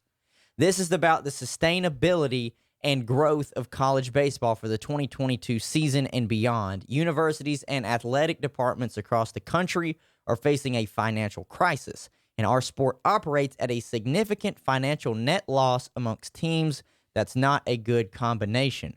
Regardless of geography, playing baseball in college baseball in February and early March does not make sense financially, academically, and certainly not medically speaking. If college baseball realistically wants to increase scholarships or add another full-time coach at some point in the future, improving our fiscal bottom line is the next step. If we do nothing, we may not like the decisions that will be made for us. If you are a part of the Facebook watching group, it is in there. The link to this article, Gene put it in the chat. So if you want to read more into that, you can find that in the chat. For those of you, this is d1baseball.com listening on the radio. This is a direct. This happened because they cut programs at Bowling Green and Furman. Yeah, but this is a Michigan baseball coach. I can understand everything he's saying because in Michigan in February, it's cold. Yeah. Early March, it's cold. And for Florida, a whole different story. Well, Virginia's coach was there. Ole Miss's coach was a part of the call. Cal Poly's coach, East Carolina, Oklahoma State, UC Irvine's, and Sacramento State. There were a lot of coaches. Now, I know that's coming from him, and it sounds like we just don't want to play in cold weather. But at the same time, it kind of makes a point. I'm with him. I understand. What's bad? You see, but what the other coaches know, what's bad for cold weather teams is actually bad for the sport. I think they understand. It's an outside. It's bigger. Well, I'm glad you're no good because you have to play 2 months when it's cold. I don't really think they're thinking that way because it's if you do something that's bad for a third of the teams, it's bad for the sport. Well, you don't want to do that. Not every school has hockey, so exactly. Maybe some of the northern schools shouldn't have baseball. Whether not programs like in Michigan, maybe the bigger ones, but some of the smaller ones maybe shouldn't have some of those. But whether that's true or not, I don't like them lying about the money part. I think that's the most egregious thing. That's what this next thing said. It was after that quote. It said some college baseball programs could be at a crossroads with administrations all over the country looking to trim costs. And after that, it talks about the cases of Bowling Green and Furman getting their baseball programs So let me cut. give everybody some base numbers to get in your head real quick before we move on. Bowling Green cutting their baseball program. The average college baseball program spends in the big schools are spending about $2.5 million per year. Now the smaller conferences, for example, the Sun Belt, which App is in, spends about $1 million per year. Bowling Green is in the MAC. They spend $900,000 on average per team a year on baseball. Okay. Bowling Green last year spent just over $720,000 a year on baseball. Their school president is paid $450,000, and the football coach is paid $500,000. So they could get rid of 2 guys in one swoop and keep a whole program. Or they could not. And Tom, how easy is it to replace a coach or a school president? It's not that hard. Well, I could see if he was like, who's the coach at Bowling Green now? Do we know? I don't know. I don't know. I know it's not Urban Meyer. Don't look at me. It's Bowling Green. Okay. So the Bowling Green baseball alumni put together a GoFundMe and did all this stuff. In 2 days, raised $900,000. Former baseball players in 2 days raised $200,000 more than the program spent last year. And what's so crazy, though, that can only keep them alive for 1 year. They didn't sell one ticket. They didn't sell one T-shirt. They raised over enough money to in the school with a $138 million endowment. Furman has $600 million in their bank. Furman's private. are going to sit there and tell you we can't pay for umpires and bus rides this year. Furman has a $600 million in Furman. Furman is a private in but Bowling still, Green. that's a tiny little college. And they're like, no baseball. So let me go through some of the North Carolina ones. So when they start, so here's something for you guys to keep in mind. So I want some of you folks to know, if you start hearing this smoke being blown up, you know what, in North Carolina, here's some of the North Carolina expenses. Chapel Hill and State spend $2.3 million. Duke, $2.4. Wake Forest, $2 million. East Carolina, $1.8. Campbell, $1.2. Elon, $1.1. Charlotte, $900,000 a year. App State, $800,000. Davidson, $600,000. Wilmington, $800,000. High Point, $900,000. Greensboro, $700,000. A&T, $500,000. Central, $500,000. Western Carolina, $580,000. Gardner Webb, $680,000 a year on baseball. And UNC Asheville, $590,000 a year on baseball. So remember those numbers also when David Tepper says, I need $200 million for a new stadium. Football stadium. And be like, well, David, with some of that money, you could pay for every baseball program in North Carolina. Yeah. That's the money we're talking here on some of these stupid things. You've got all this money in the bank, and you're paying presidents and football coaches all this money. Even if Clemson comes out and says, we're cutting our baseball program, and Dabo's making $8 million a year, you can't fire Dabo, and your football team would still win some games next year. I promise you. You would still win some football games. And upgrade Vinovich to head coach. Just the endowment at Bowling Green, we did the math, didn't we, the other day? It was 205 years. If they just use the endowment to pay for baseball, they could have 205 years of baseball. And they're going to cut the program. And like I said, the alums raised that amount in 2 days. I looked up Michigan's. It's $14.6 billion. Furman's is actually over $700 million. Oh, we underrated Furman's a little. $700 million. What's that money for, Tom? I don't Isn't know. that the rainy day fund? I don't know. Isn't that why are we begging for all? It's the administrators just making that money. But and then they got all this money in the endowments. It's the perception. This may be a reach, but they're talking about like the cheating Astros hold on to their title and people that cheat. And I think these people are cheating the kids, but instead of being seen as criminals, they're seen as, well, they're just smart. That's what makes me mad. It's like if Jeff Bezos doesn't pay taxes, he's smart. He's not a cheater. I think that's a perception. But do you think now looking at this outside of because of the financial reasons, do you think this is just a smart move for college baseball to do this regardless? I think back the season up. I think it's better. Running into July. I think it's better because the weather's better. So, baseball is not a winter sport. Shouldn't be. And it's never meant to be a winter sport. And there's nothing wrong with that. You can't call baseball players wussies for not wanting to play in the cold. It's not a cold weather sport. It's not the way the game is meant to be played. So what you're doing is you're adjusting the game to the weather, which you should. Mm-hmm. You're going to it would help the northern schools recruiting because I guarantee a lot of kids from Shelby don't want to go up north and play somewhere where it's going to be 25 degrees. They don't want to play. They don't want to play and have to worry about there being snow on the field. Right, and I think it's good for base. It's good for kids. App struggled with that. I mean, it's you're in the same state as Greensboro and all these other places, and you're a baseball kid.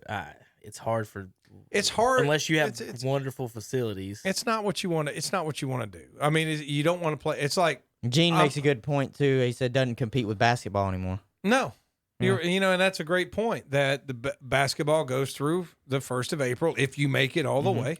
So I mean, most of the basketball teams are done by the middle of March. So I think it's a good move overall. I think the timing's a lot better. I think they'll just have to try and figure out how this exactly is going to help us financially because you still got to draw the crowd. To be able to bring the money in. I think they will in the summer. Because the problem is you're not going to convince administration not to put money where they don't want to put it. You know what I'm saying? All the kids have gone home. How are you going to draw people? You'll get people from the community, Terry. People from the community. You're going to tell me you're not going to overmatch what you got coming in for basketball and stuff like that. Just on the kind of you've run this thing out of season when the school is done and all them kids have gone home. But your baseball players are going to have to stay there all the way up into July if they go all the way.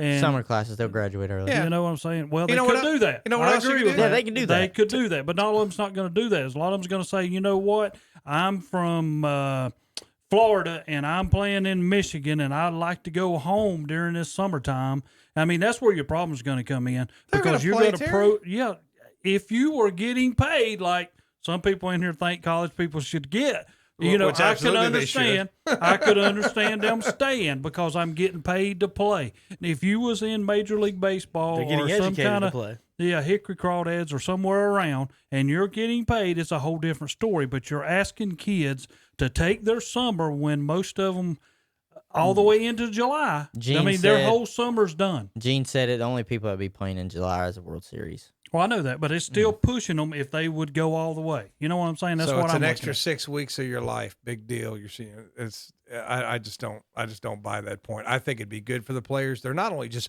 playing; they're getting their baseball education. I'm sure Gene would agree. We're giving these players a baseball education as well. So it's not that we're just playing and this is all money and da da da da. I mean, it's part of their. I think anybody plays sports is part of their education. Here's the thing: it wouldn't go into effect till 2022 anyway, so this is always up for change. Mm-hmm. They can tweak it how they want. I like it a lot, and I know that a lot of NCAA venues you cannot sell alcohol. But how does AAA and AA and all this? They have dollar beer night, dollar hot dog. Why would you not do that with them? That's what you want to do when you go to a baseball game. But why would you do that with college? Right. Well, a lot of places are embracing. The SEC embraced it hard. Alcoholic games. Yes. I mean, what I'm saying is, I'm not saying because they saw everybody getting drunk in the parking lot. Maybe limit it. No more beer sales after the 6th inning or something like that. I think Carolina did none after halftime. Yeah. At the football games. Now some of them. So they've loosened up on that because I know for years you couldn't do that. Let me break the news because there was alcohol being sold when I went to the NC State game last year. Let me break the news to the folks that run these college events. Whether or not you believe me or not, and whether or not the students are 21 years of age or not, they're drunk at Appalachian State, at all the colleges, at all the sporting events, at all the events, at all the football games. They're hammered, and if you want to make some money off of it, you better sell some, and then don't complain to me that you ain't got enough uniforms or gas money or bus money to do it. I think Carolina probably made enough money in beer sales the App game. I think if I remember the announcement right, that might be enough to pay for Bowling Green's whole baseball season. I will say how much this, they made though. in alcohol sales. I will say this. This was directly impacted because of the baseball cuts that we're probably going to see more of before the season So is starts. Bowling Green going to still play since they got the GoFundMe? They haven't made that announcement. I don't know. Yet. But Furman ain't. Not with their $700 million sitting in the bank. That's crazy. I read somewhere too as well. Like they've had to cut scholarships as well. Sometimes they can't have full-time coaches sometimes on these staffs just because of the money. And I'm like, why? The first part I can understand maybe not paying the coaches as much, so you can't have maybe a full-time guy on a staff. I get that.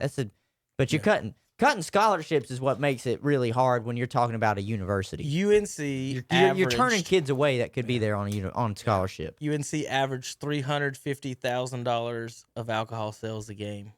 Oh, did they? See, that's 2 games. In 2 games, North Carolina could write a check to Bowling Green to pay for their baseball program of beer sales. The students at UNC will drink enough beer to pay for Bowling Green's baseball program. You don't think the students at Appalachian State will drink enough beer to pay for the baseball program? Yeah, that's definitely true. Yeah. Bet. There you go. Bet us. Bet. Like I said, but it's coming full circle. It just, I think the money's just going to the wrong places, and it's hurting our country. I mean, it's hurting the country. Tom Gene sells and of course I believe it, Gene, because he said UNC Charlotte does sell alcohol at the game, so. Tom's got his Charlotte shirt on. If you can't see it because of the screen and his computer today. But I stayed in one place. That. I stayed in one place today. Well, I do want to know. You did great today, kind of. I do want to know. Kind of. I do want to. Kind of. You moved a little bit. You moved a little bit. Kind I do want to know, Tom. Were there any alcoholic beverages involved in the intramural co-ed water polo league? Oh, yeah, there were. Actually, yeah. Actually, on the dorms, I better not. Some of my former students might be. No, I mean, I just made that up to be funny. I wouldn't do that. No, yeah. Can't let them know you were once 19 and 20 years well, old, I tell can them you? alcohol has never. I'm sorry, you can't drink before you're 21. Alcohol has never grazed my lips. If I could There you play, go. if I could play intramural water polo, Hunter, my wife would have never met me. Tom, I wish I had teachers like you when I was in high school. Dang, they tell us all the time Terry, they couldn't wait to crack one on the I weekend. guarantee it. Alcohol has never Yeah. grazed my, and I got that from my fifth But grade. don't My forget- fifth grade teacher told me that, but she, I believe, never really had any Yeah. alcohol. Just don't forget that we led the nation, the United States, in alcohol sales. North Carolina was number 1. So I'm pretty sure the ABC store out there in while West this Lincoln, Corona was Terry, going on, I'm pretty sure that ABC store out there in West Lincoln might have led the. it probably might have. Gene, put a dent in that one. Gene, I appreciate you giving us another topic to talk about. I know we haven't really had much sports to talk about, but he also made a note: Chicago State probably will cancel soon. Mark his words. I'll be looking, and I will give you credit. I will credit you if that happens. JP, you can help in this. I don't know if you know any of them. I'm gonna spend 5 more minutes before we get out of here on something. Forgot to do a Mount Rushmore or whatever day, but Hunter, we did this Monday, right? Sanford and Son, all that stuff. That was Monday. And these two guys, Tom helped with that. Terry, I wanted to get your opinion on this. We did our Mount Rushmores of television theme songs.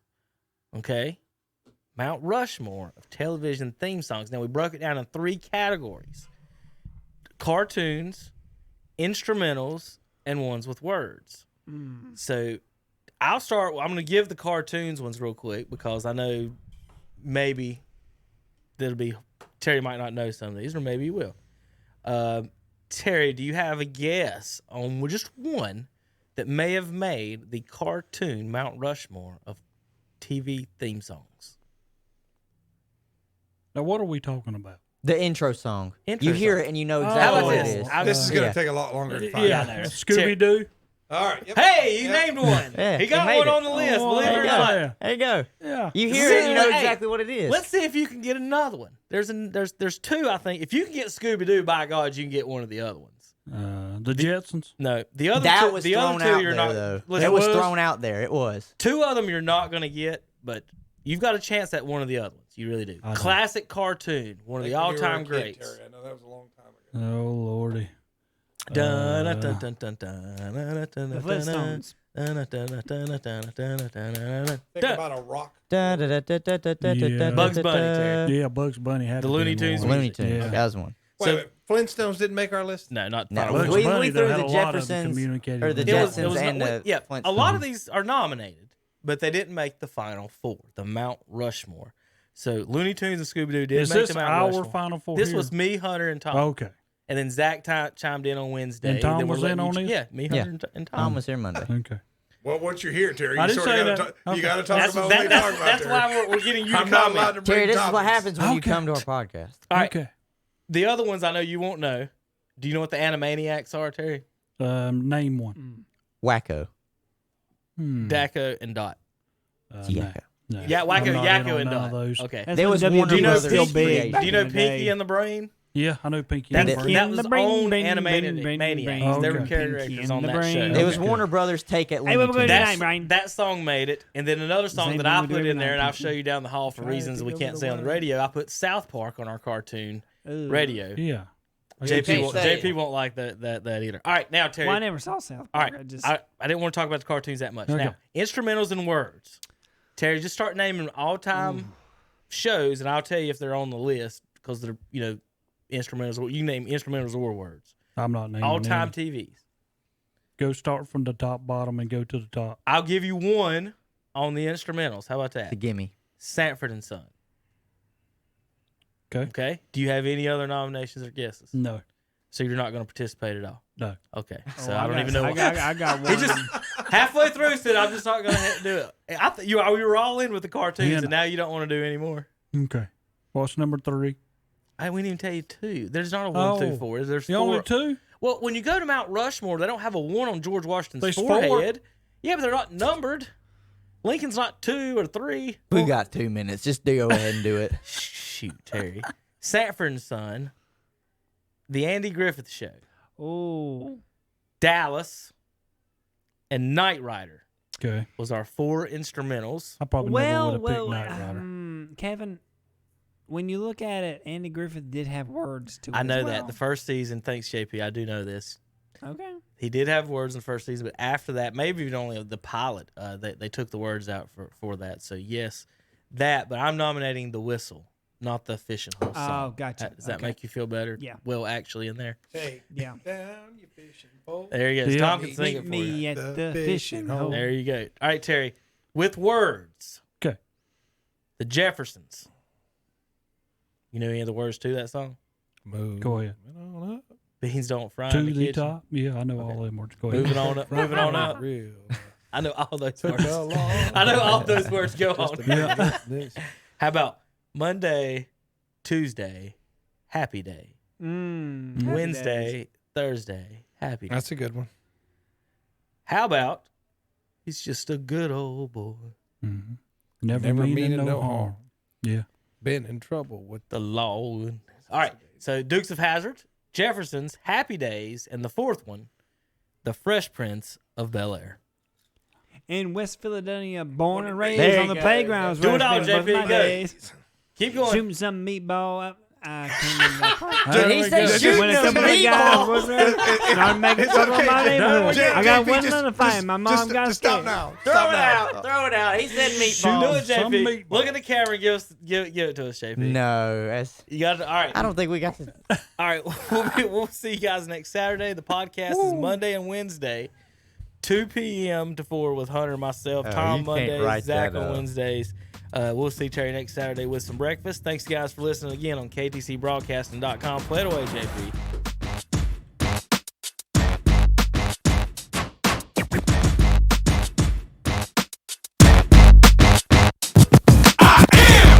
The incredible man, I only